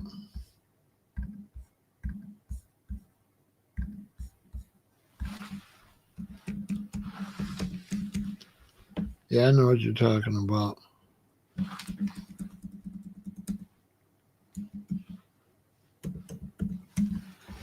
I haven't heard nothing else about it.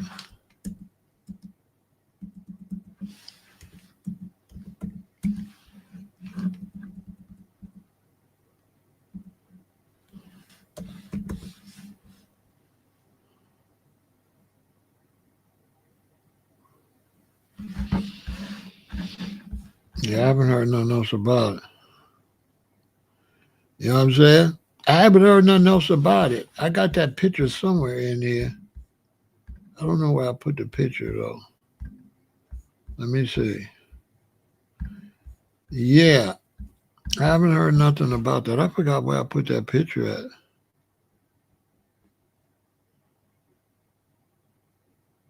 I don't know where I put it.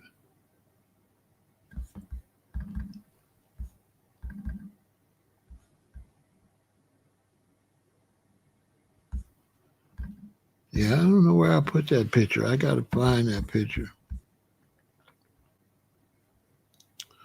I don't know where I put it.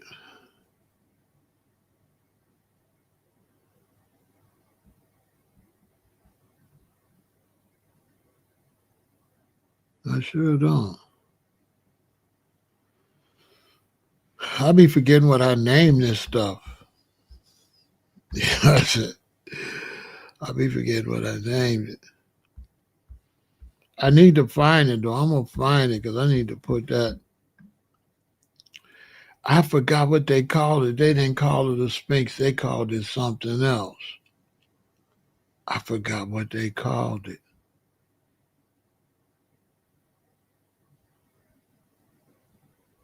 They called it something else.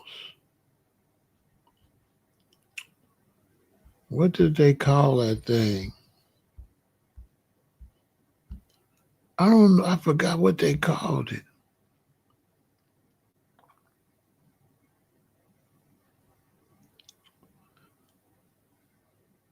Because I would have to search what they called it to find it. I forgot what they called it. Oh, what's that called? Uh,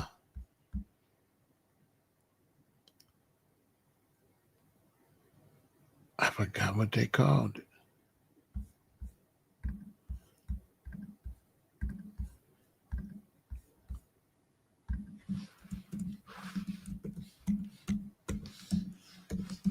I forgot what they called it.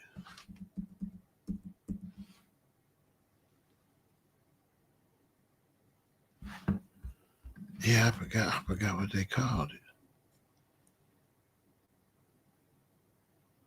Oh, I think they called it a phoenix.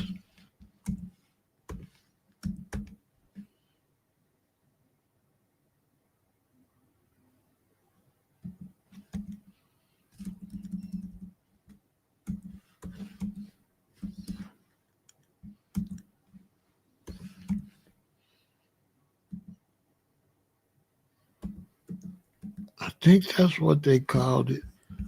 I forgot what they called it. Oh, they called it a griffin. They sure did. Hold on. They called it a griffin.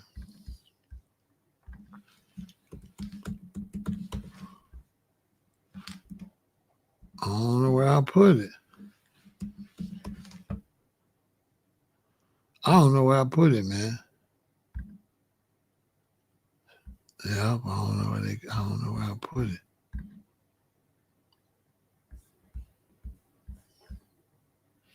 I don't know where I put it, man.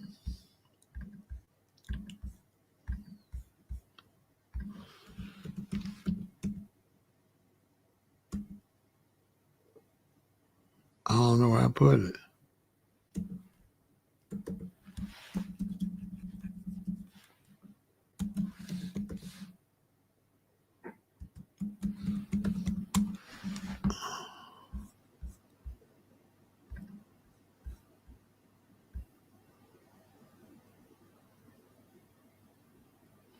I don't know where I put it.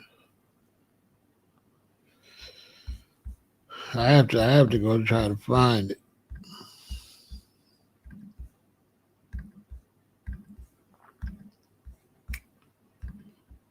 'Cause I don't know where I put it.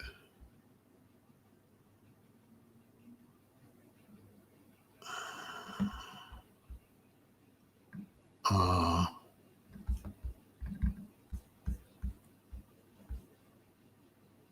oh, yep, I found it.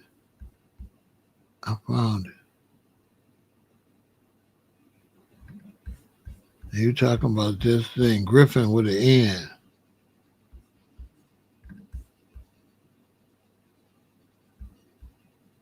On it.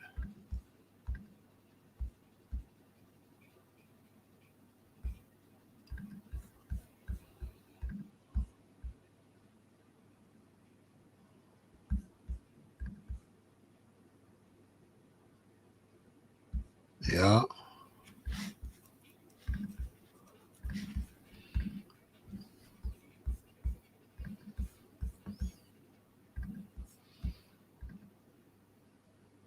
yeah.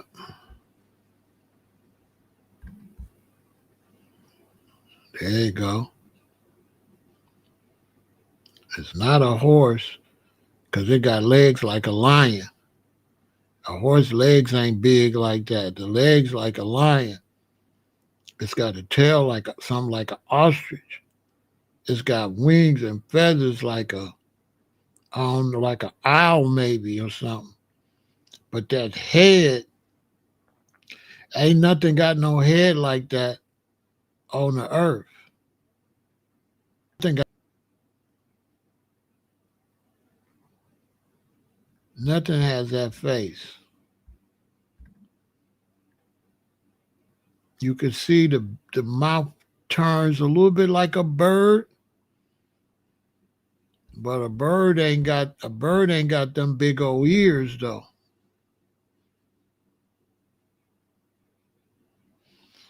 You know what I'm saying? This is in Greek and ancient Kemet and Native American. Got it. You know what I'm saying?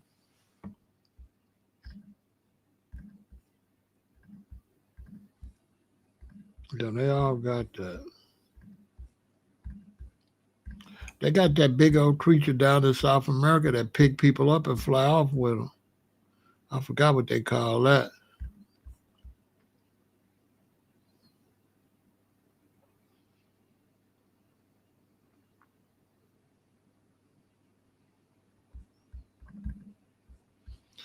But they got that creature in South America that be flying off with people. Real talk.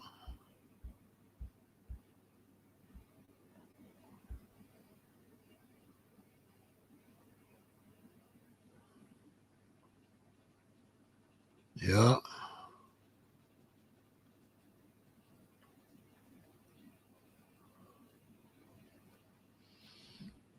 real talk.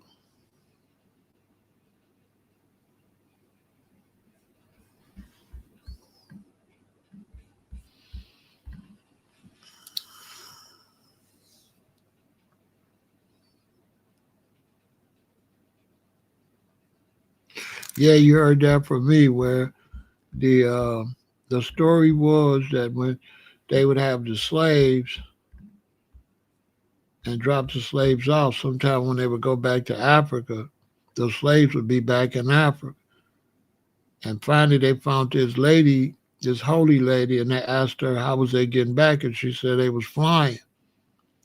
And they asked her how we could stop them flying. They said give them salt or pork, salt and pork, and we won't be able to fly.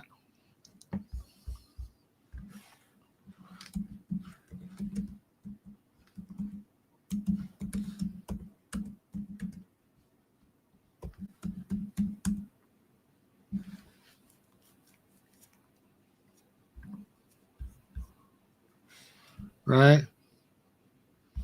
But check this out. This is what's interesting. Because there is a myth that pouring salt on a bird's tail, right, will render the bird unable to fly, making it easy to catch. And they said the belief that salt could immobilize a bird dates back to at least the 16th century in Europe and later spread to North America.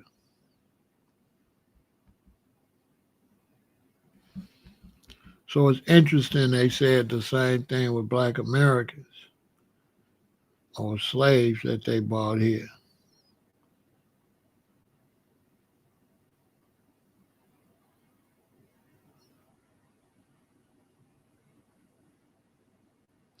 But they said, go back to a joke that Simple Simon was trying to catch a dicky bird with salt. The joke being that only a simpleton would believe it. And cultural usage is common to prank or old wives' tales told to children. Parents and grandparents often give children salt shakers and send them into the yard to catch birds, a tactic primarily used to keep children occupied and quiet for long periods of time.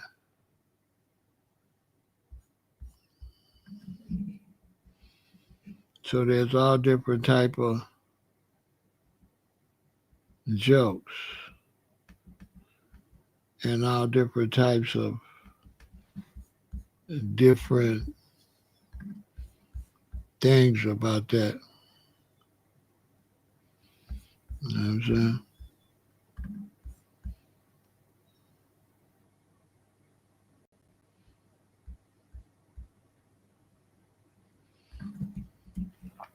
All different types of mythology out here. But one thing is for sure, that fake salt definitely give you high blood pressure if it's not natural sea salt.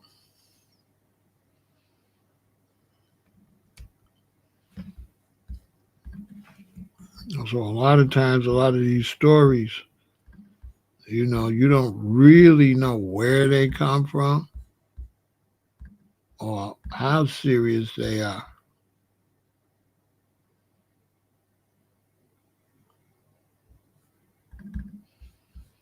You know?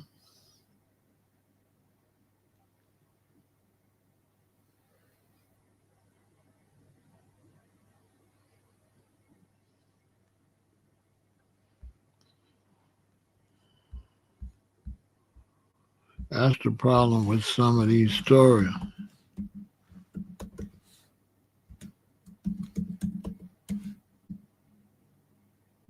You know what I mean?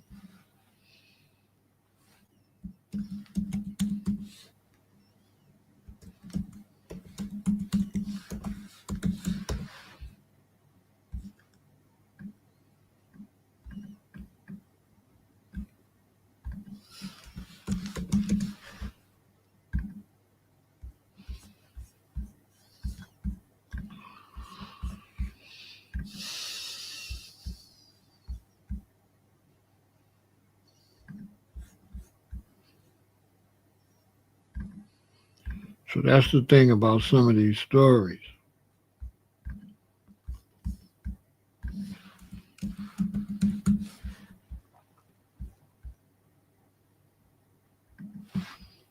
You know?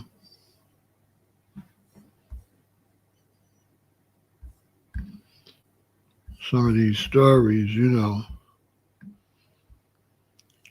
just never really know where they come from.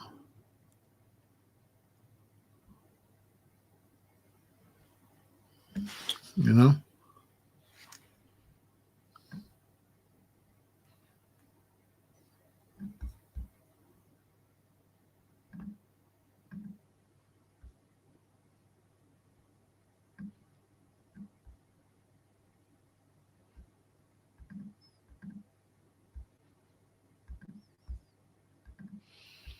You just never know.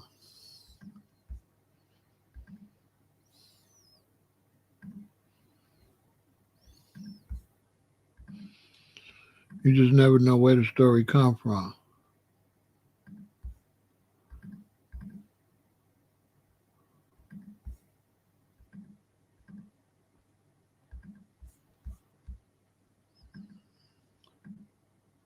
That's one of the problems.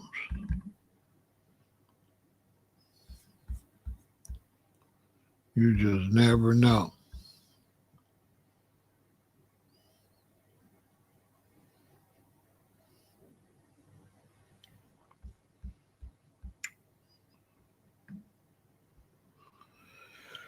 That's one of the problems.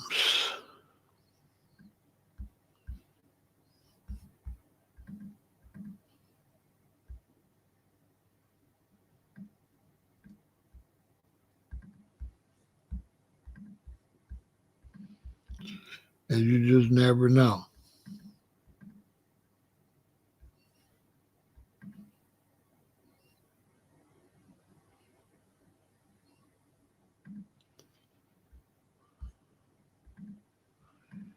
And that's one of the problems. There's so many stories.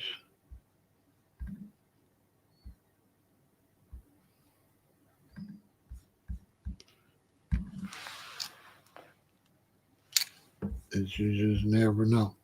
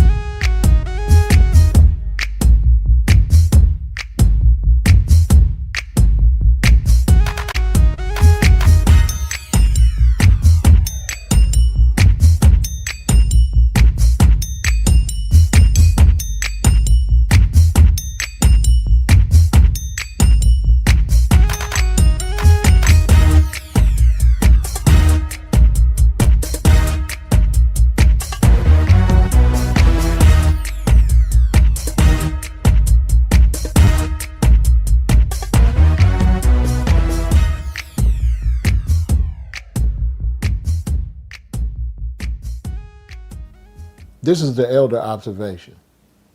I'm your host, Pharaoh El-Aton, and today's discussion is all about Kemet and Egyptology.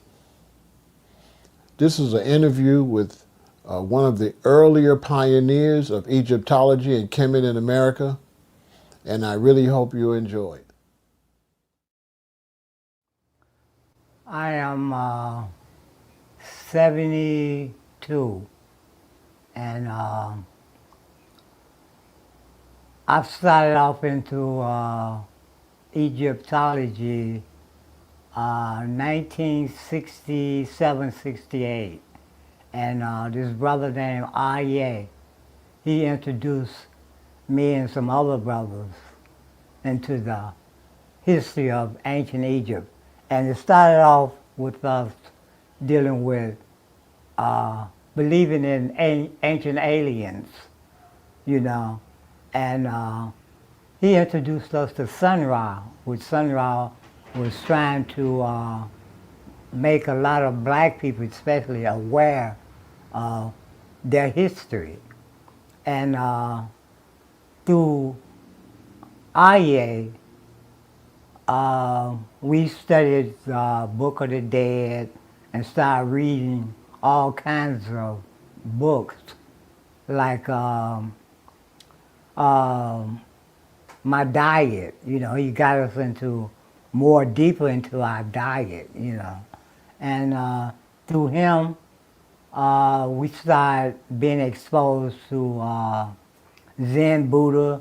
We started going to the north side, and it goes on and on. Do you want to ask me anything else? I'm trying to make a long story short.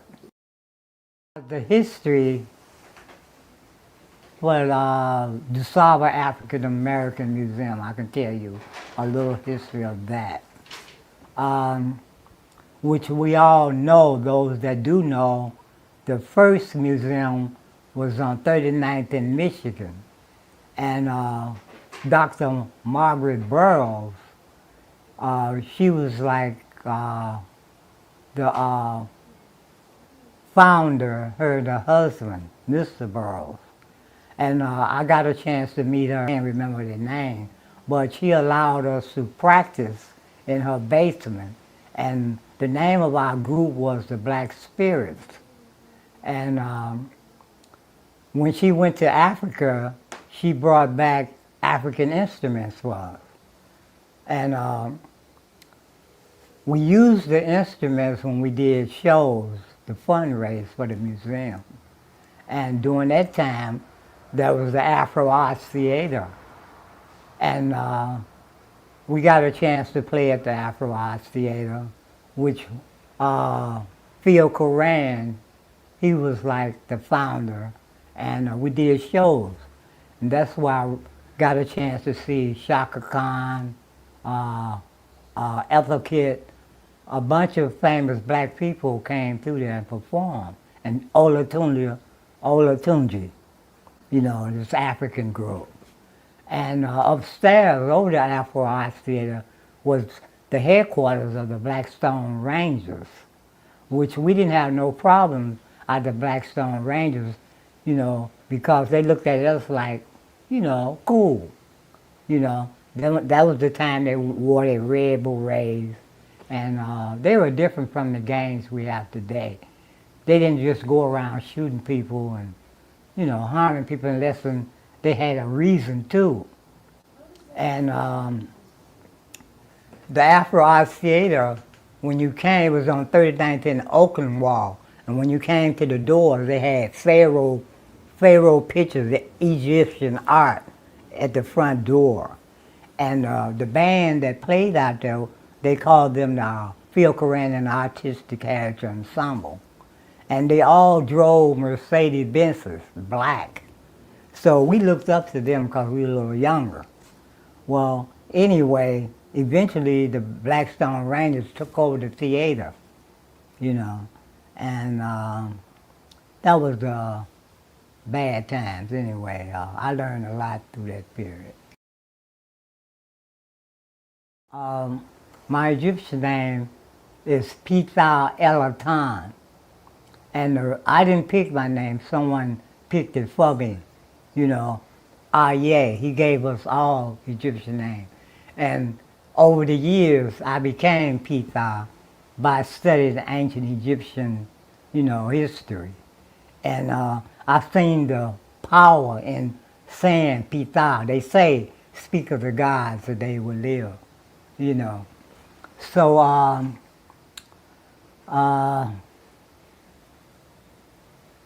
and it got to the point that that's the way I live.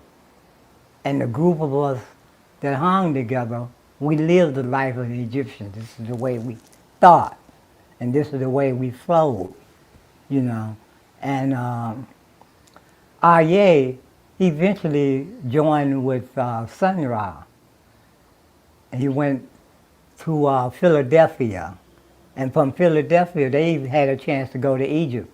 And they did a concert on the pyramids. And they was playing horns, and they brought back Egyptian gold, which a lot of people, only kind of gold they familiar with is the yellowish gold.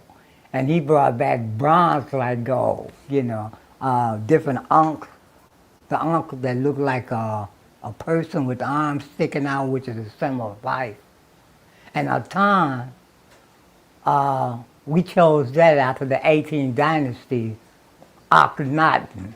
You know, a lot of people, if they study the pyramids that come on regular TV, they speak of Akhenaten and King Tut, and dealing with the one God concept, Aton. That's why I chose Aton. All of us was like Aton.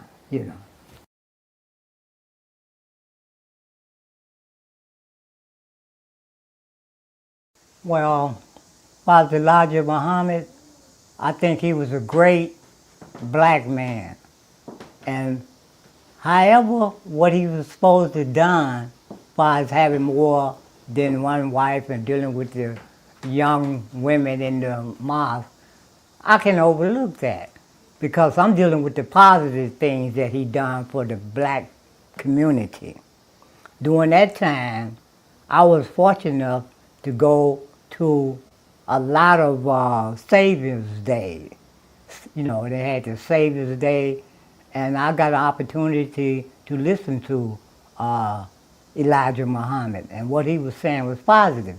And during that time, he was opening up various businesses like shops, and then he had the restaurant on 83rd and Cottage Grove. And I remember I was working for Commonwealth Edison downtown at the time. And basically, I broke my fast at the restaurant. I made fast about, 3, 4 days. Then I break my fast on bean soup and maybe a little fish at that time.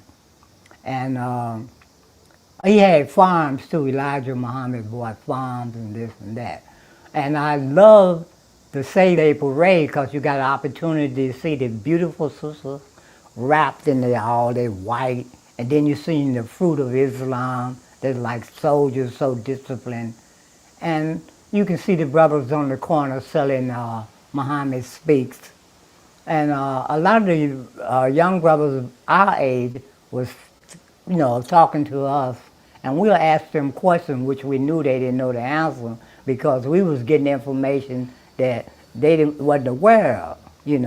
And the reason that I never wanted to join Nation of Islam because to me that was stifling uh, my knowledge because, certain things they didn't supposed to deal with. So we was like hungry for knowledge, the young brothers that I was hanging with. We was all over the place reading and finding out all kinds of information from various elders, older elders. So I wouldn't be in my position of knowing certain things if I wasn't fortunate to run into brothers like this that was speaking of Marcus Garvey, they parade. We used to run into them in the park. Older brothers, they'll sit around and be talking about the old days. And it started from there, and I learned a lot from, speaking to these brothers.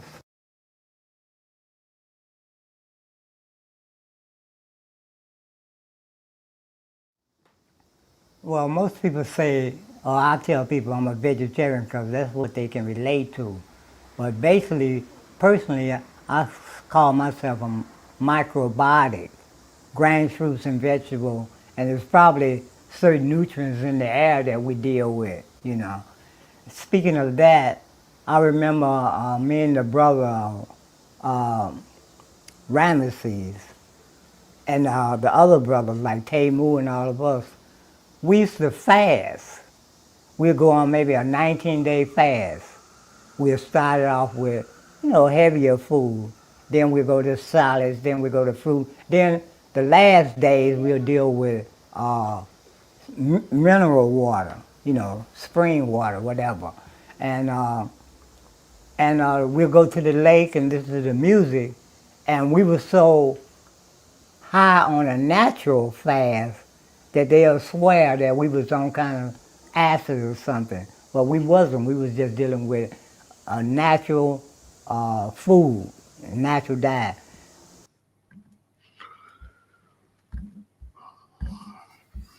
So you got any more questions? We doing a question and answer. If you have more questions, hit me up. The north side is just the north side of Chicago. South side, north side, east side, west side of the city.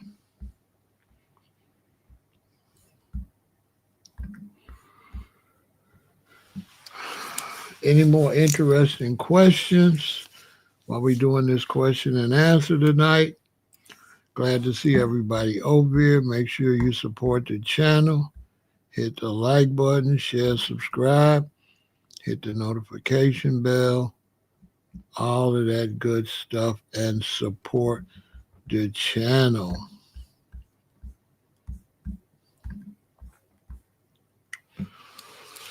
Yes, indeed.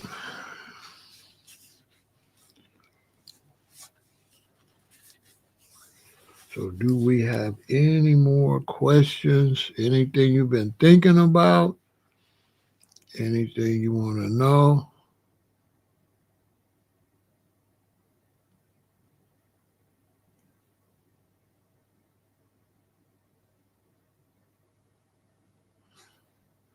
I understand your question.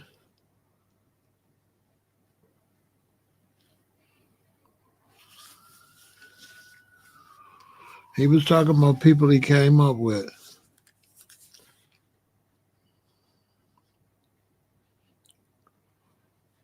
He's talking about different brethren came up with.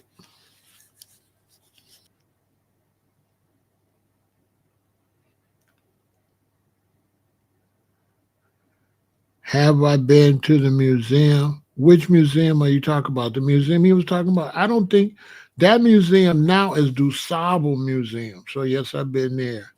But I haven't been there since back in school. But now that is actually they moved that museum and it's in Washington Park and it's called the DuSable Museum. Haven't been in there in a while.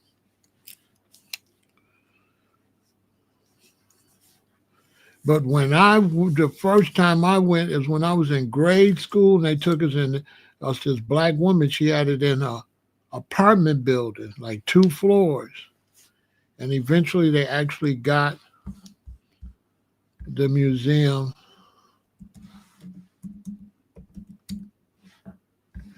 in Washington Park, right?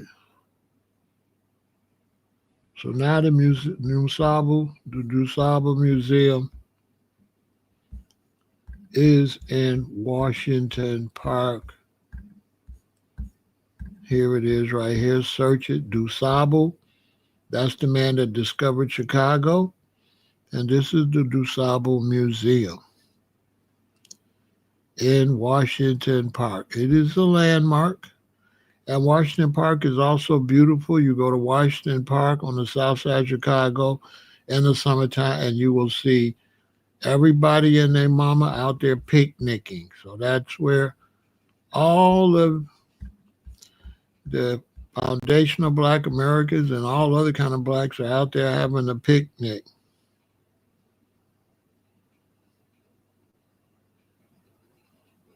You understand?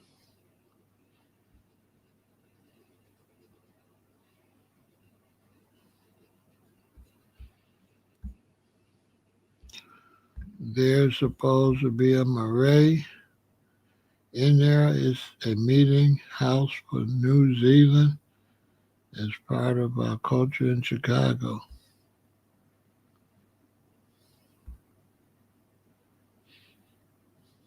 I'm not sure. Chicago's so big, crazy Pinky. We got so many museums. There's no telling where that's at. Seriously, we have the Field Museum, we have the Museum of Science and Industry, we have the DuSable Museum, and we have the Art Museum, and we have a whole bunch of other cultural museums. So it could be anywhere. It could be anywhere. Chicago's is huge and has lots of art and historical locations. Lots of them. Seriously. Including music and everything. You can see the orchestras play here and Philharmonic Orchestra, all that down. You can see jazz festival, blues fest, you name it. It's a world-class city. That's why we've won best city in the world for 8 years, in America for 8 years straight. Chicago has won the best city in the United States for 8 years straight. I'm not sure where it's at.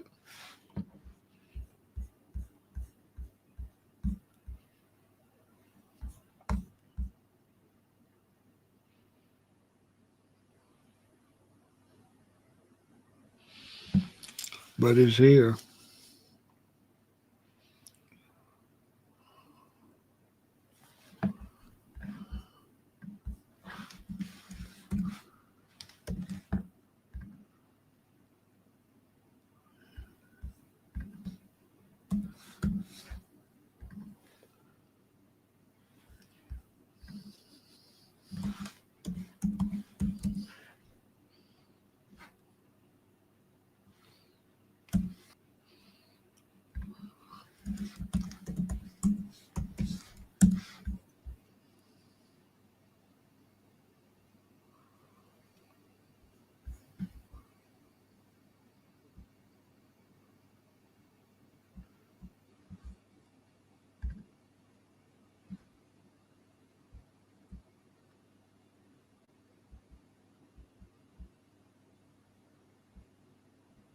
It's at the Field Museum.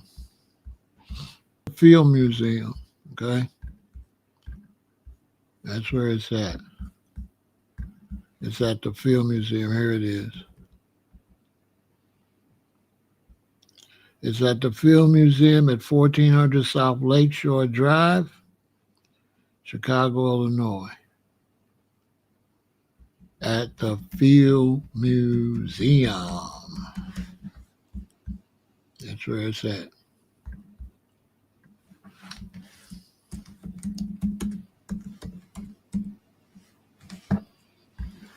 At the Field Museum.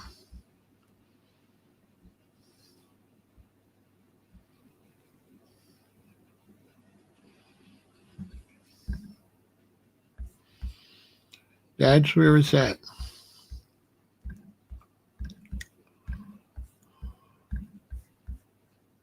And this is the Field Museum.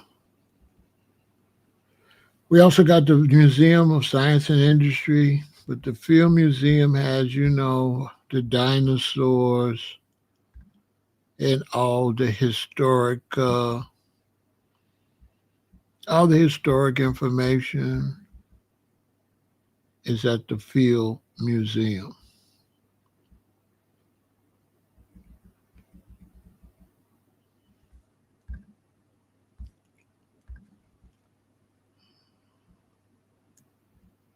Yep.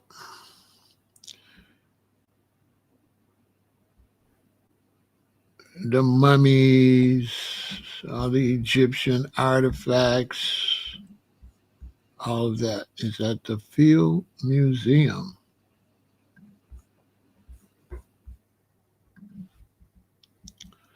Yep, at the Field Museum.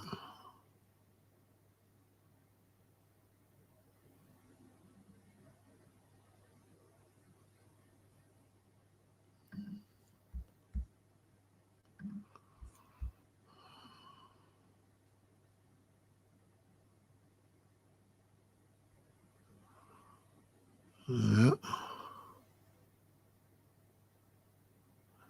All good, Crazy Pinky. If you got more questions, ask.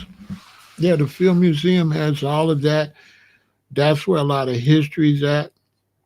Then we have the Museum of Science and Industry, and that's where all of the scientific uh, things are at. And the schools take children there. So the children go there for field trips. That's a part of grade school in Chicago. And if your children on the school bus and they get there, you're just going to see lots of school buses in the daytime with the children. And you go there as young. So that's why in Chicago we kind of being like kind of world knowledgeable with a big city like this. multicultural. So in the summertime, you could go to the German Fest, whatever, name it, it's here. Not to mention community festivals. So you can go to all the Italian Fest, German Fest, Polish Fest. You can, lots of black festivals, lots of music festivals. You name the music, it's here. Then you can also go downtown where they have, I forgot what they call it, where they have all the library books out. So they also have like a book like festival downtown. I mean, you name it. You name it, we got it.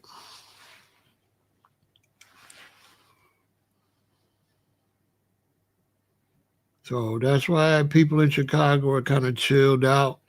We don't do a lot of we don't do a lot of racism. We don't, it's just so many people here. It's a mind your business city. So if you're walking downtown, nobody will look at you unless you have on something unique. But other than that, nobody will look at you. If me and a woman downtown, we're like in our own world. Yeah, da, da, da, da. And you and your family, or you and your woman, or you and your man, you're kind of like in your own world. Everybody's in like their own world. There's none of this all up in other people. People will look at you crazy if you're staring at them in Chicago. Like, what the hell's wrong with you? It's a mind your business city. And that's why people like to come here, because you go downtown, and by it being so big, if there's gang violence, that's way over there. You got to drive a long way to get over to the neighborhood where that gang is at. It's not, nobody is running around gang. That's not how it goes. Now, every now and then when you have the teen takeover where the teens get on their phones and say, "Oh, everybody come downtown," and then they'll bum rush downtown and get to acting crazy. That happens, but that's rare too. Once or twice a year, where the young people bored and they just have a teen takeover. They're trying to figure out how to control that. But besides that, it's, beautiful, beautiful, nice, chill city.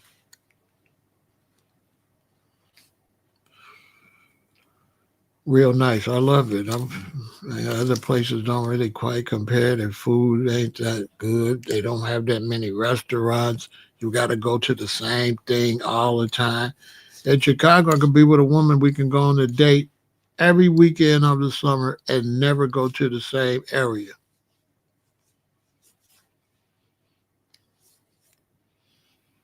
We can go to another vegan spot once a week and never the same one. And then also go to other spots and still get vegan food like Ethiopian restaurants and stuff like that. So we had the best food in the country. But they always compare us to New Orleans. But I believe we're more versatile than New Orleans. I believe New Orleans is probably just like kind of one way, whereas here is more. I believe Chicago food is a lot more international. I'm sure New Orleans don't have no Italian restaurants that can compete with Italian restaurants here. I'm sure New Orleans don't have any Greek restaurants that can compare to the Greek restaurants here. So that would be the difference. And New Orleans is probably mostly Cajun. We have any more questions? Hit me with some questions. It's early morning. We going towards 4 in the morning. Any more questions? We doing a question and answer tonight. So hit me with some questions. I study Zen Buddha. I know what Zen Buddha is, but I haven't studied it. But I've studied it, but not like you think. I just read to know what it is. Yeah, I know what it is, but as far as like studying it to get into it, no. But you know, all of that Zoroastrians and Buddha, Buddhists, Krishna, all of that I studied when I first got into Black consciousness. I went downtown and they was building a new library and they was taking a lot of the books from the old library and they had like shopping carts at Grant Park. And I took my shopping cart and I just went and I just bought, okay, good night, and I just threw all the religious books in there, Buddhism, Hare Krishna, name it, Zoroastrian, and I just threw all the books in my cart, all the different religions. So I studied all those religions, but that was like 1978. Yeah, it was like 1978, 79. So it's been a long time, but yeah, that's how I got into. That was my first studies. I studied all the religions, read up on them, so at least I knew what they were.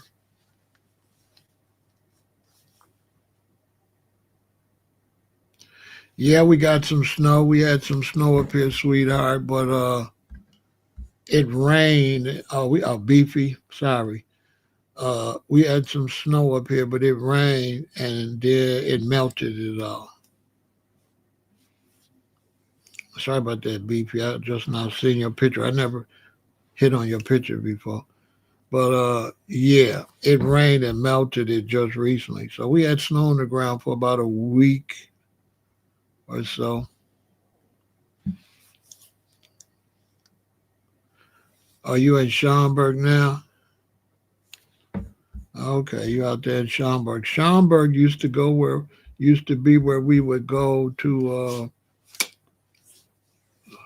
what was it called? Something Chicago. They had an indoor amusement park out in Schaumburg. Yeah, they used to have a roller coaster and all stuff, bumper cars inside. Old, Old Chicago, I think it was called.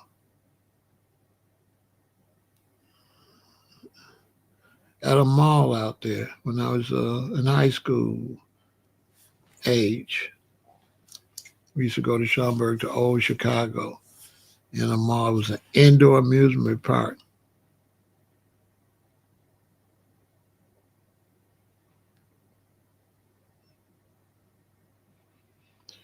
Yeah, usually only reason we see the sidewalks because they shovel them. They shovel them. So we would see them because they put salt down and shovel them, but we wouldn't see the grass. You wouldn't see the grass.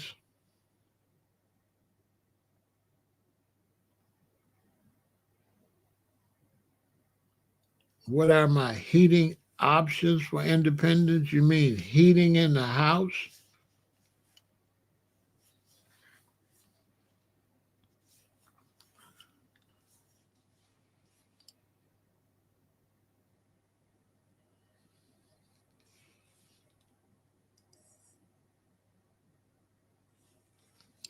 Heating in the homes is fireplaces. People have fireplaces. So people have fireplaces for indoor heating.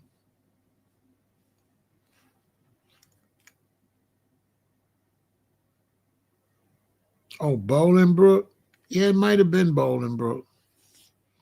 I forgot what we used to go to in Schaumburg. Yeah, it might have been Bolingbrook. You're right. We used to go to something in Schaumburg, though. I forgot what we used to go to in Schaumburg. We used to go to Schaumburg to something. But I think you might be right, Bolingbrook. Let me see.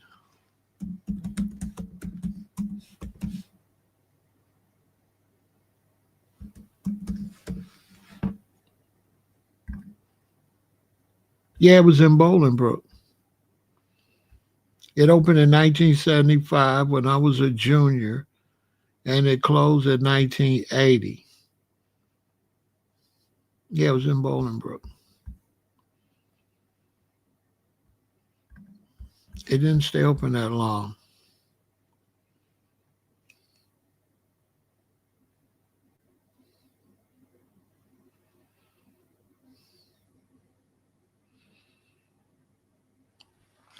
Medieval Times is the one that's in. I forgot where that's at. I used to take the kids there too. And the kids like that, the sword fighting and all that. I used to take my kids to Medieval Times. Medieval Times had some good vegan food because you could call early and or you can have them prepare your food vegan. And Medieval Times was cool because I could eat there, and they would make my potatoes and everything just the way you want them.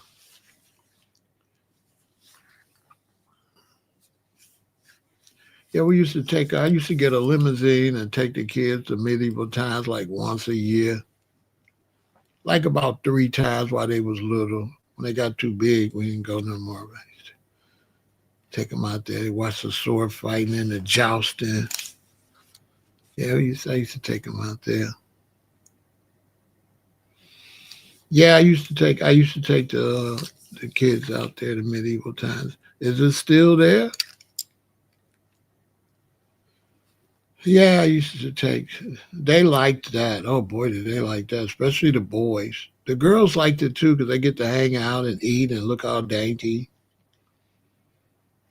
And girls like anything as long as they're there with their mama. So as long as mommy's there, the girls are happy. Oh, it's still there, huh? Yeah, I need to take my grandson out there to that. He'll like that. I need to take PJ out there. He'll like that. He haven't been out there, I don't think. I take him out there. He'll get a big kick out of that. Yeah, I used to rent a limousine and take him out there. I don't see people in limousines no more. I think now they're just in sprinters. Limousines are better than sprinters. Limousines is the best. Sprinters ain't got nothing on limousines. Limousines is way better than sprinters. Because limousines are open in the back. Sprinters is not open. It's not as much floor room. A limousine from the back seat all the way to the behind the chauffeur is open. You know what I'm saying? It's the best way. That's the best way if you don't want to drive.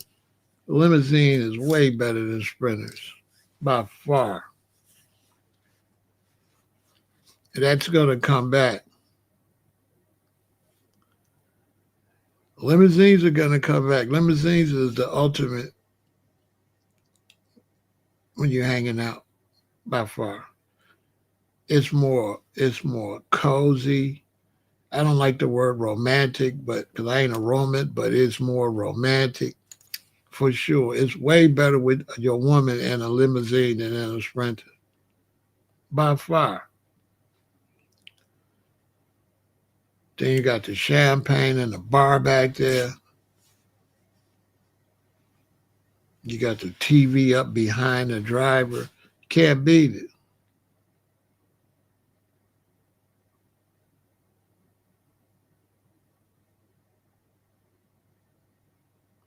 Why do you choose Silver Global Go? I don't understand what you're saying.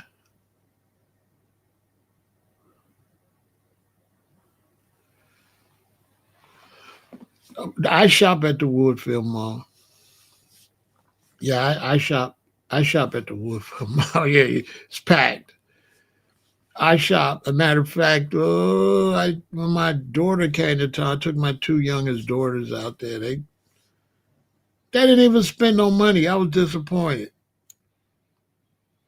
I was disappointed. They bought some shoes and bought some stuff. But when we left, I said, listen, man, when somebody take you and say, get what you want, get a lot of stuff. I was pissed. I'm like, why y'all didn't get more?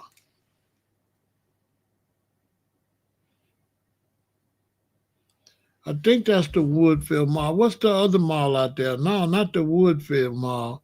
What's the mall by the airport?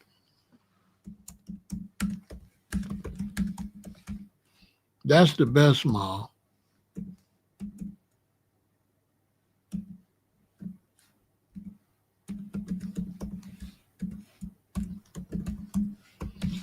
That's the best mall. What's the mall by the airport? The fashion outlet.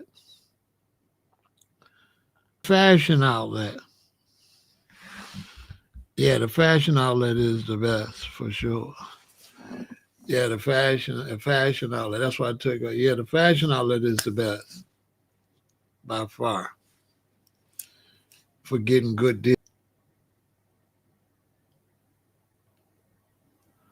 Yeah, the fashion outlet is the best for shopping. Like if I got to get a fit, that's where I'm going for sure,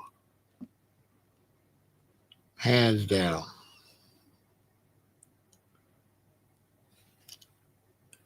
Like hands down, that's the best one for shopping. And then sometimes you go, you take your daughters or your queen, and they got like buy one top, get the other one free, and all that. Just get her a couple Gucci tops. You only got to pay for one. Like, you know what I'm saying?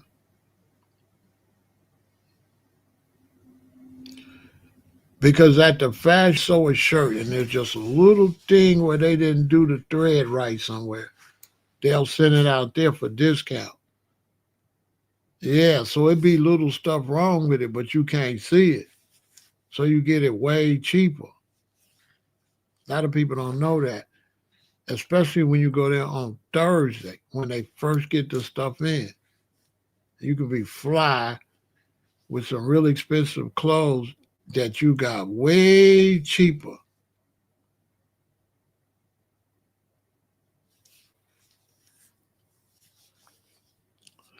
That's where you take the queen and let her go shopping.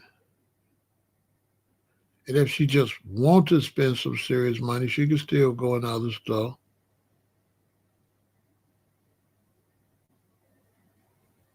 I mean, but that's the best. That's the best shopping area.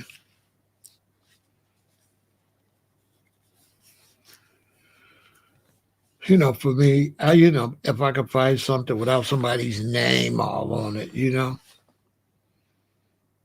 I ain't wearing your name on me like that. But I did find a what was it, Calvin Klein suit. It was real little. I bought that.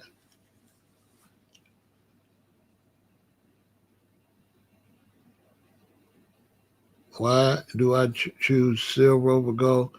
I wear white gold and silver, so some of this is white gold, some of this is silver. I choose white gold because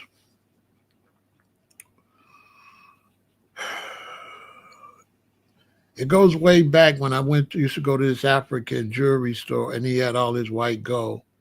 And I asked how much is that silver, and he said, "My brother, this is white gold." And he said, in Africa, and this is what he told me back in the 80s, the men wear white gold and the women wear yellow gold. And so the reason I like to wear the white gold is because the silver, because it represents females, right? And the yellow represents male. This is just my philosophy. The white gold and the silver represents the moon, and the yellow gold represents the sun. Now I'm a heterosexual, so I'm gonna wear the woman, but I wear the 6 point star. So this is a 6 point star, which represents the man because it's got the head, both arms, both legs, and the penis. But I wear it on a silver or white gold because it represents the female.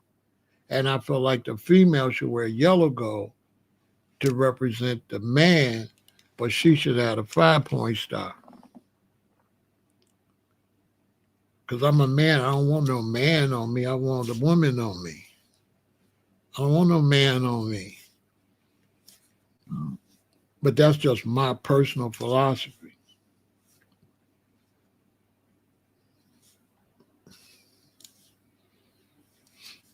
Everybody got their own thing, but that's why I do it. Plus, I've always just liked that. When I was in high school, before I knew any of this, and when you get your class ring made, I got mine in white gold.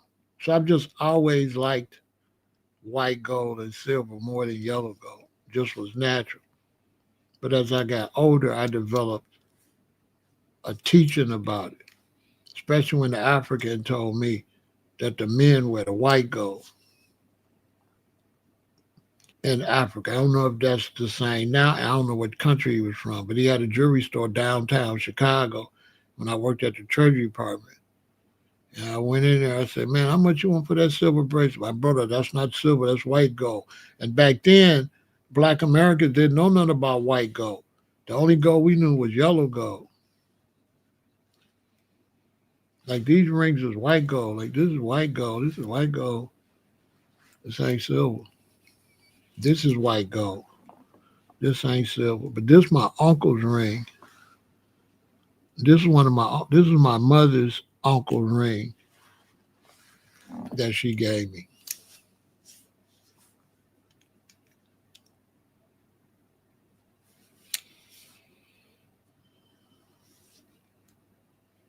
That I've always liked white gold before I had any knowledge, like back in high school. So before I even had a reason, I just liked it. I liked it. I liked it more than the yellow. To me, it looks better than yellow gold, especially if your skin dark like mine. It shows up. It's really nice looking. Shows up better. Then especially with diamonds, because the diamond is basically match white gold. Diamonds ain't yellow. Feel me?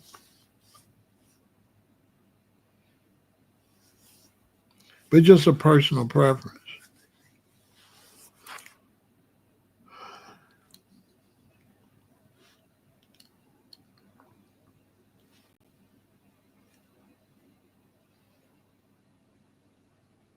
I got some more pieces, but that's just too expensive to be wearing, so I don't wear it anymore. I sold my big diamonds. I sold them.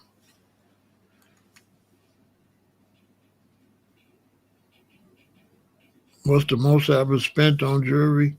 Well, not much because my sister-in-law's boyfriend used to work at a jewelry factory, and he used to take his battery out of his beeper, and he would put all them big diamonds in there. Then I would take the diamonds, then I would go get jewelry made, which would be cheaper, and just put the diamonds in it. Or I would go like the Montgomery Wards or somebody like that going out of business. And I would buy big old rings with no diamonds in them and a closing sale and then put them in there. So I never spent a lot for jewelry because I know how to, you got to know how to shop.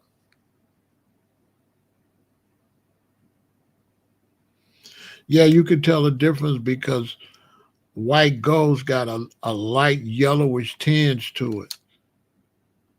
It's not the same color as silver. It has a it does have a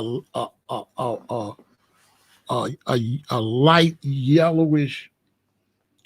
It's not as white. You know what I'm saying? See silver, see the difference. It's not as it's not as it's not as clear or white as silver. It does have a light yellowish uh, to it, and silver is just more whitish. White gold is not as white as silver. That's how you can tell. You're going to see a little. You go just a little yellowish, barely. You know what I'm saying? Yeah, white gold is a little. It's not like silver. It's not as like silver. It's whiter. It looks silver compared to yellow gold, but it don't look like silver compared to silver.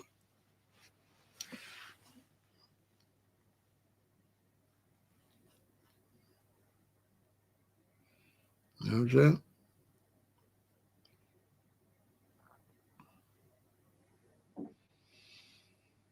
I got some pieces getting made, but it's for my rap career, so I won't wear them over here. I only be wearing them when I'm rapping.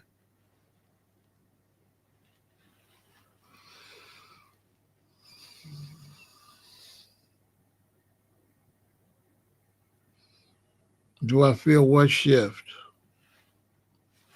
You say, do I feel the shift? What shift, bro?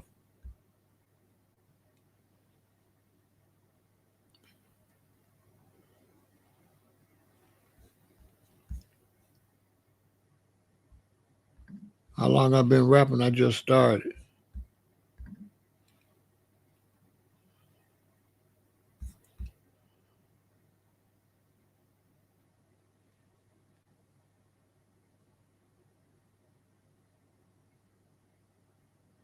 Yeah, that's my rap label. That's my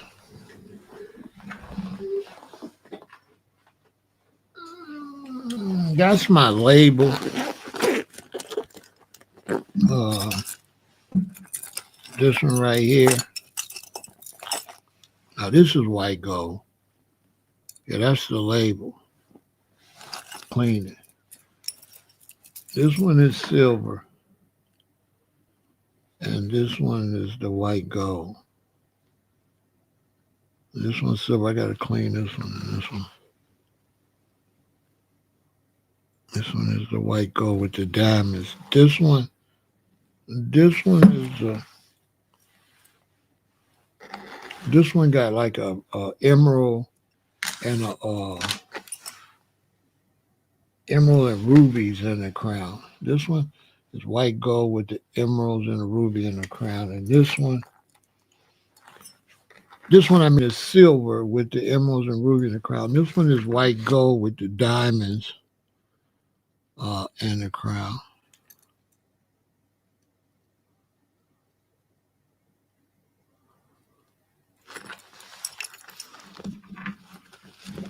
You feel like people are complete fed up with the system globally? Oh, that's possible. You know what I'm saying? I got my Haile Selassie coin.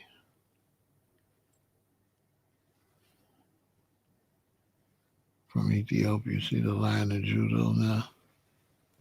Wow. See the Lion of Judah? His Majesty. I got to clean this one. This is the smaller one. It's got to be cleaned. His Majesty. The Lion of Judah. Yeah, this one got to get cleaned. I don't wear this stuff because when I go out, if I go out with a queen, I wear it.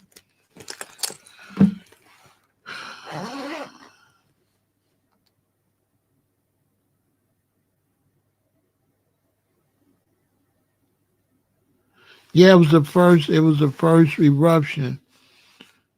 No, they said it happened erupted 1,200 years ago, but they don't really know when it erupted. What do I think about all these volcanoes erupting all over the world? I think that uh, all the drilling, for oil and mining and bombs and blowing up, like blowing up Gaza and all that. I think they you can't keep how many bombs you could drop on the earth. Yeah, they've been erupted. Uh yeah, they you know what I'm saying? They dropping too many bombs on the earth. How you gonna drop bombs on the earth and don't expect nothing to happen? Talking about you blowing up Gaza, but Gaza's on the earth. So if a building's here and it's on the earth and I blow up the building, ain't I blowing up the earth? So they blowing up the earth.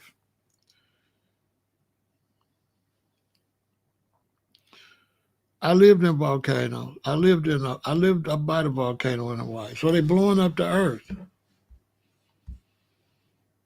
So I don't know why they surprised. They blowing up the earth. In the Ukraine.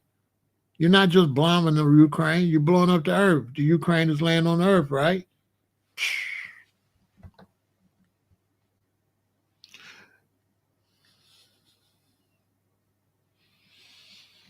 I mean, everybody knows what's going to happen. If you don't, you know, y'all know Babylon finna fall. Babylon, you know this stuff finna fall. And a lot of innocent people gonna suffer because you here supporting it. You support eating animals and unaliving all the animals, unaliving cows and chewing on. You chewing cows, right? Don't you be chewing cows? Don't you be having bones on your plate? All right then. Don't you be having bones in your mouth? Okay. Don't you raise animals to unalive them and chew them? And you don't look at that as demonic, do you? All right then. You got to pay the cost to be the boss. Keep on. Go ahead, do what you're doing. You don't know the dark side from the light.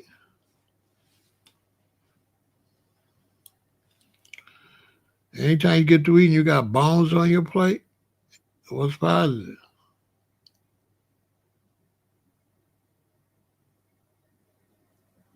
Yeah, I heard about it. So, I mean, you dark, you know what I'm saying?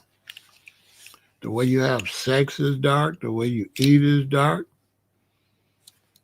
You war, this is dark. Stealing, uh, you happy because you living good and walking around homeless people everywhere. You don't care as long as you got a place. I mean, you dark. I mean, it's dark.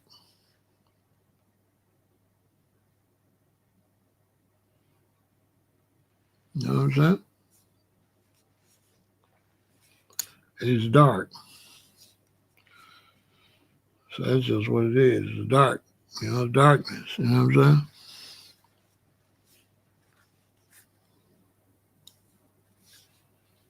You think it's cool. So, just, you got to reap what you sow.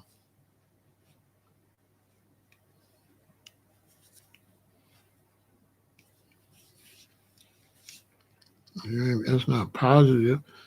This earth, where we live in now, you like 75% negative, headed to 85%.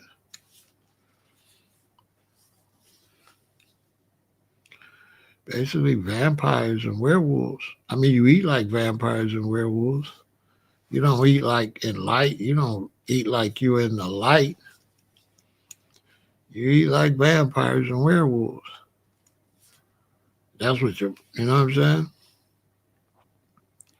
You get them dead bodies, you put them in the freezer. That's the morgue. So you keep your meat in the morgue, then you take it out the morgue and you put it in the stove. You have your evil sacrifices and you burn it. Then you take it out the stove, you put it on your table, on your altar, and you have a funeral for it. Then you bury it in your stomach.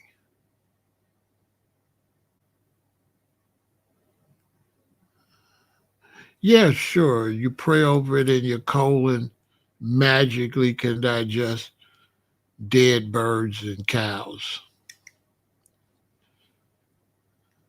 If you believe that, of course I don't believe that. I don't believe there's no God listening to you pray like that. I don't believe there's no God, everybody on this earth. So if everybody on this earth pray right now, God hear it. Who believes that? Who believes that if everybody on the earth pray right now, God hear it? You believe that? Who believes that?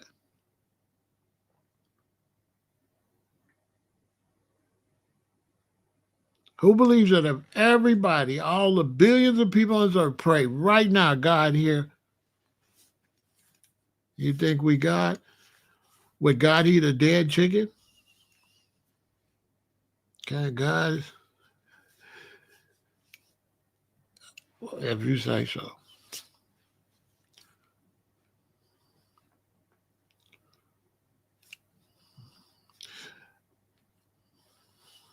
Would God have the kind of sex y'all be having where like waste come out from? I guess. If we God, God is a rapist, right? But I guess, hey, I guess, I guess.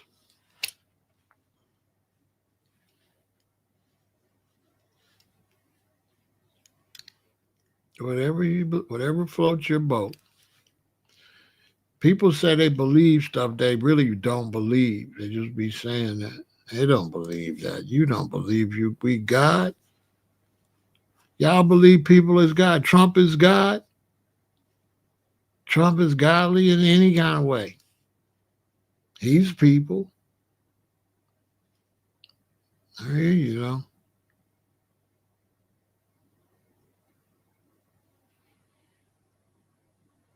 Yeah, okay. Whatever.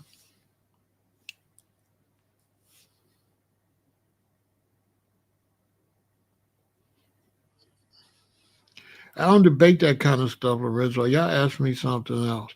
What I'm not a mind changer. So one thing I don't do is try to change people's mind. So you might as well change the subject. Because it ain't no way I'm going to waste my time trying to change your mind, Lorenzo. Change the subject.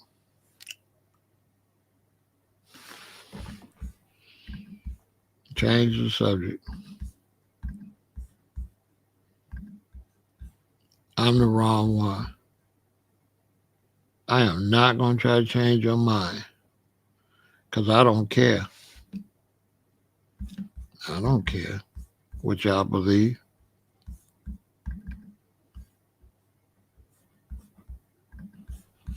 I don't care what you believe, but my motto is FA and FO. Yeah, go ahead. FA and FO. Go ahead. Eat what you want. Do what you want. That's my motto. Go ahead. FA and FO.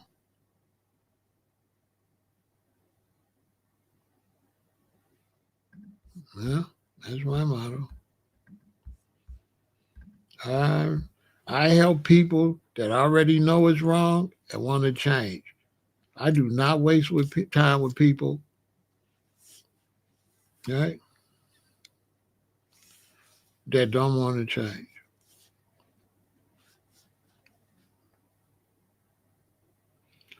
You know what I'm saying?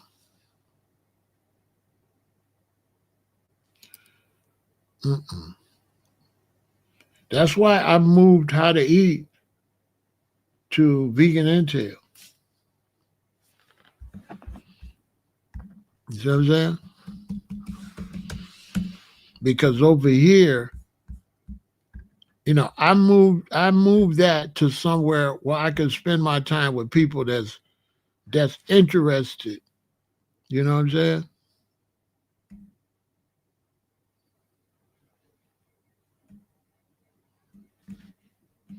So that's why I moved all my stuff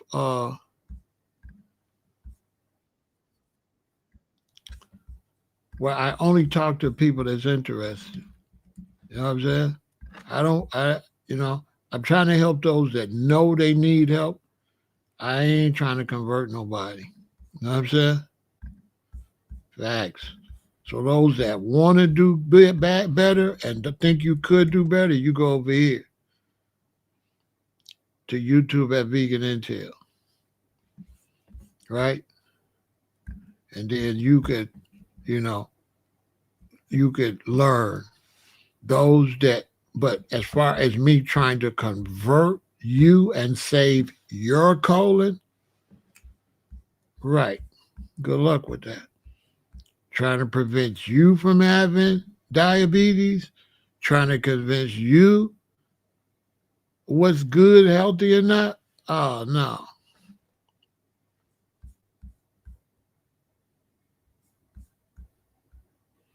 Yeah, I'm not doing all of that.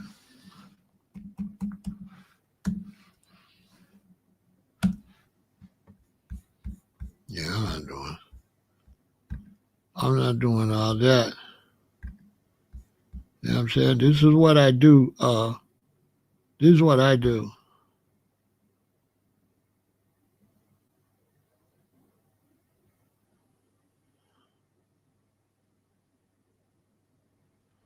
You know what I'm saying? That's what I do. I just block. you know, I, you know your time is better spent if you're trying to teach something you believe is helpful. Always teach it to somebody that's interested. Don't be trying to beat nobody over the head with no information. That's not cool.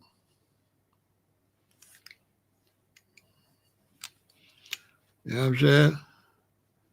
I don't know. That's on them. I don't really talk to people like that, Sam. If he want to play, he got to go get on Game Boy or PlayStation or Xbox. Yeah. When people say certain things and there's other people watching, they become a bad influence. So I don't really want people coming over here being a bad influence to the rest of the viewers, feeding bad information to the rest of the viewers. They got to go where they type is at. Your type is not over here. You got to go, and be where your type is at.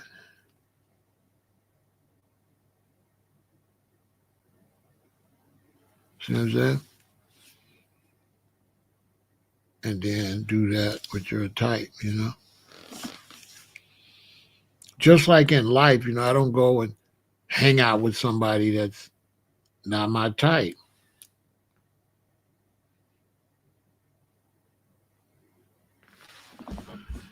Okay. And another thing, I don't do trolls either. I don't do trolls. Yeah, I don't do trolls, bro. I don't do trolls either. Goodbye. Yeah, I don't do trolls.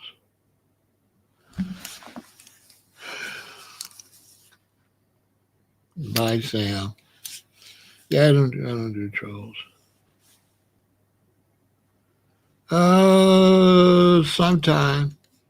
Sometime at night. Yep, sometime at night. Mostly in the day. Then people can go watch it whenever they uh, can, Michael. But sometime at night. But mostly in the day, and then they can just go watch a rerun.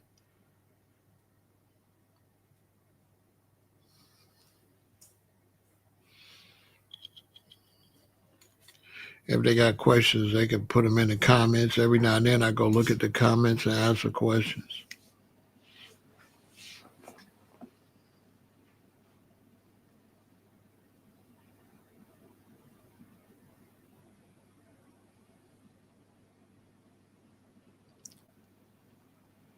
No, mostly in the day because I don't really do the same thing over here I do over there. I don't, over there I'm like, bam, bam, eat this, do that, boom, that, do that, goodbye.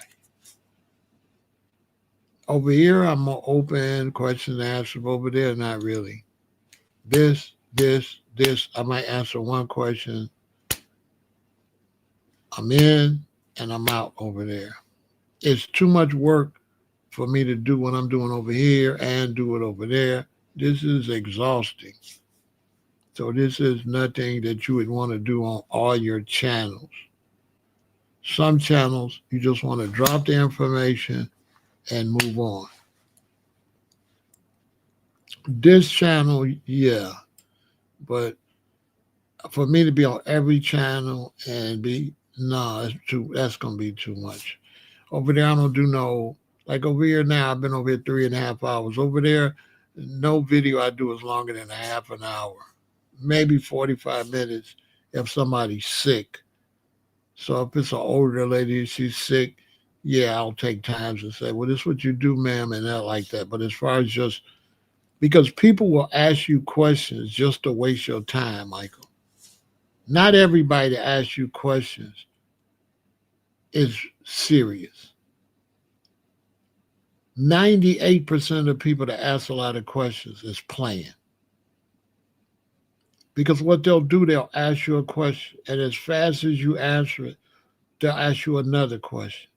So when you see somebody ask you a question and you give them an answer, they ask you, well, what about this? You say, well, what about that? These are phonies.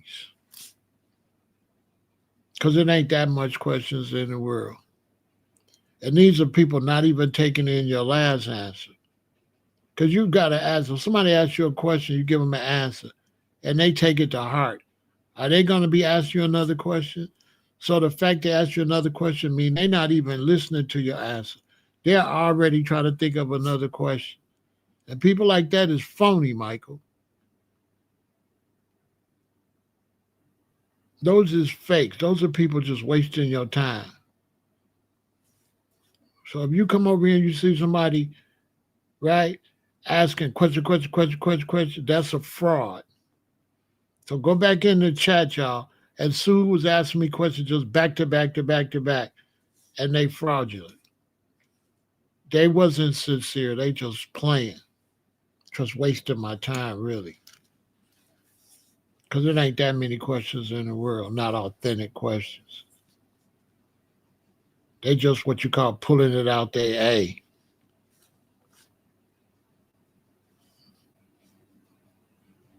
Sometimes I let them get away with it, Michael. Sometimes I don't. You got to roll the dice.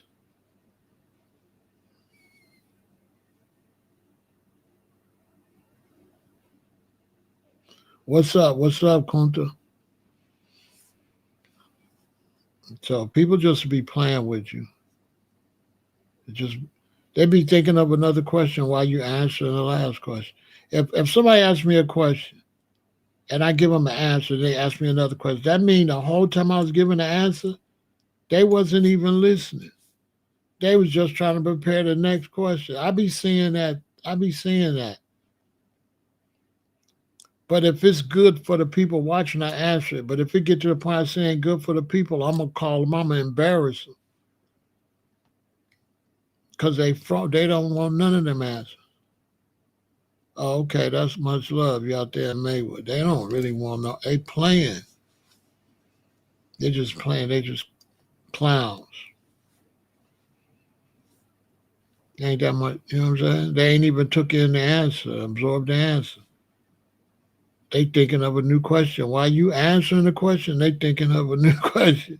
And as fast as you answer the question, they ask you the new. That just show you they full of it. How you answer me a question 30 seconds after I answer the question. That means you was thinking of that question and you wasn't even listening to the answer to your last question. I'll be putting mental notes in that, then I'll be knowing who's who. You know what I'm saying? You say, well, my fault. I didn't say you. So imagine that. I never pointed nobody out.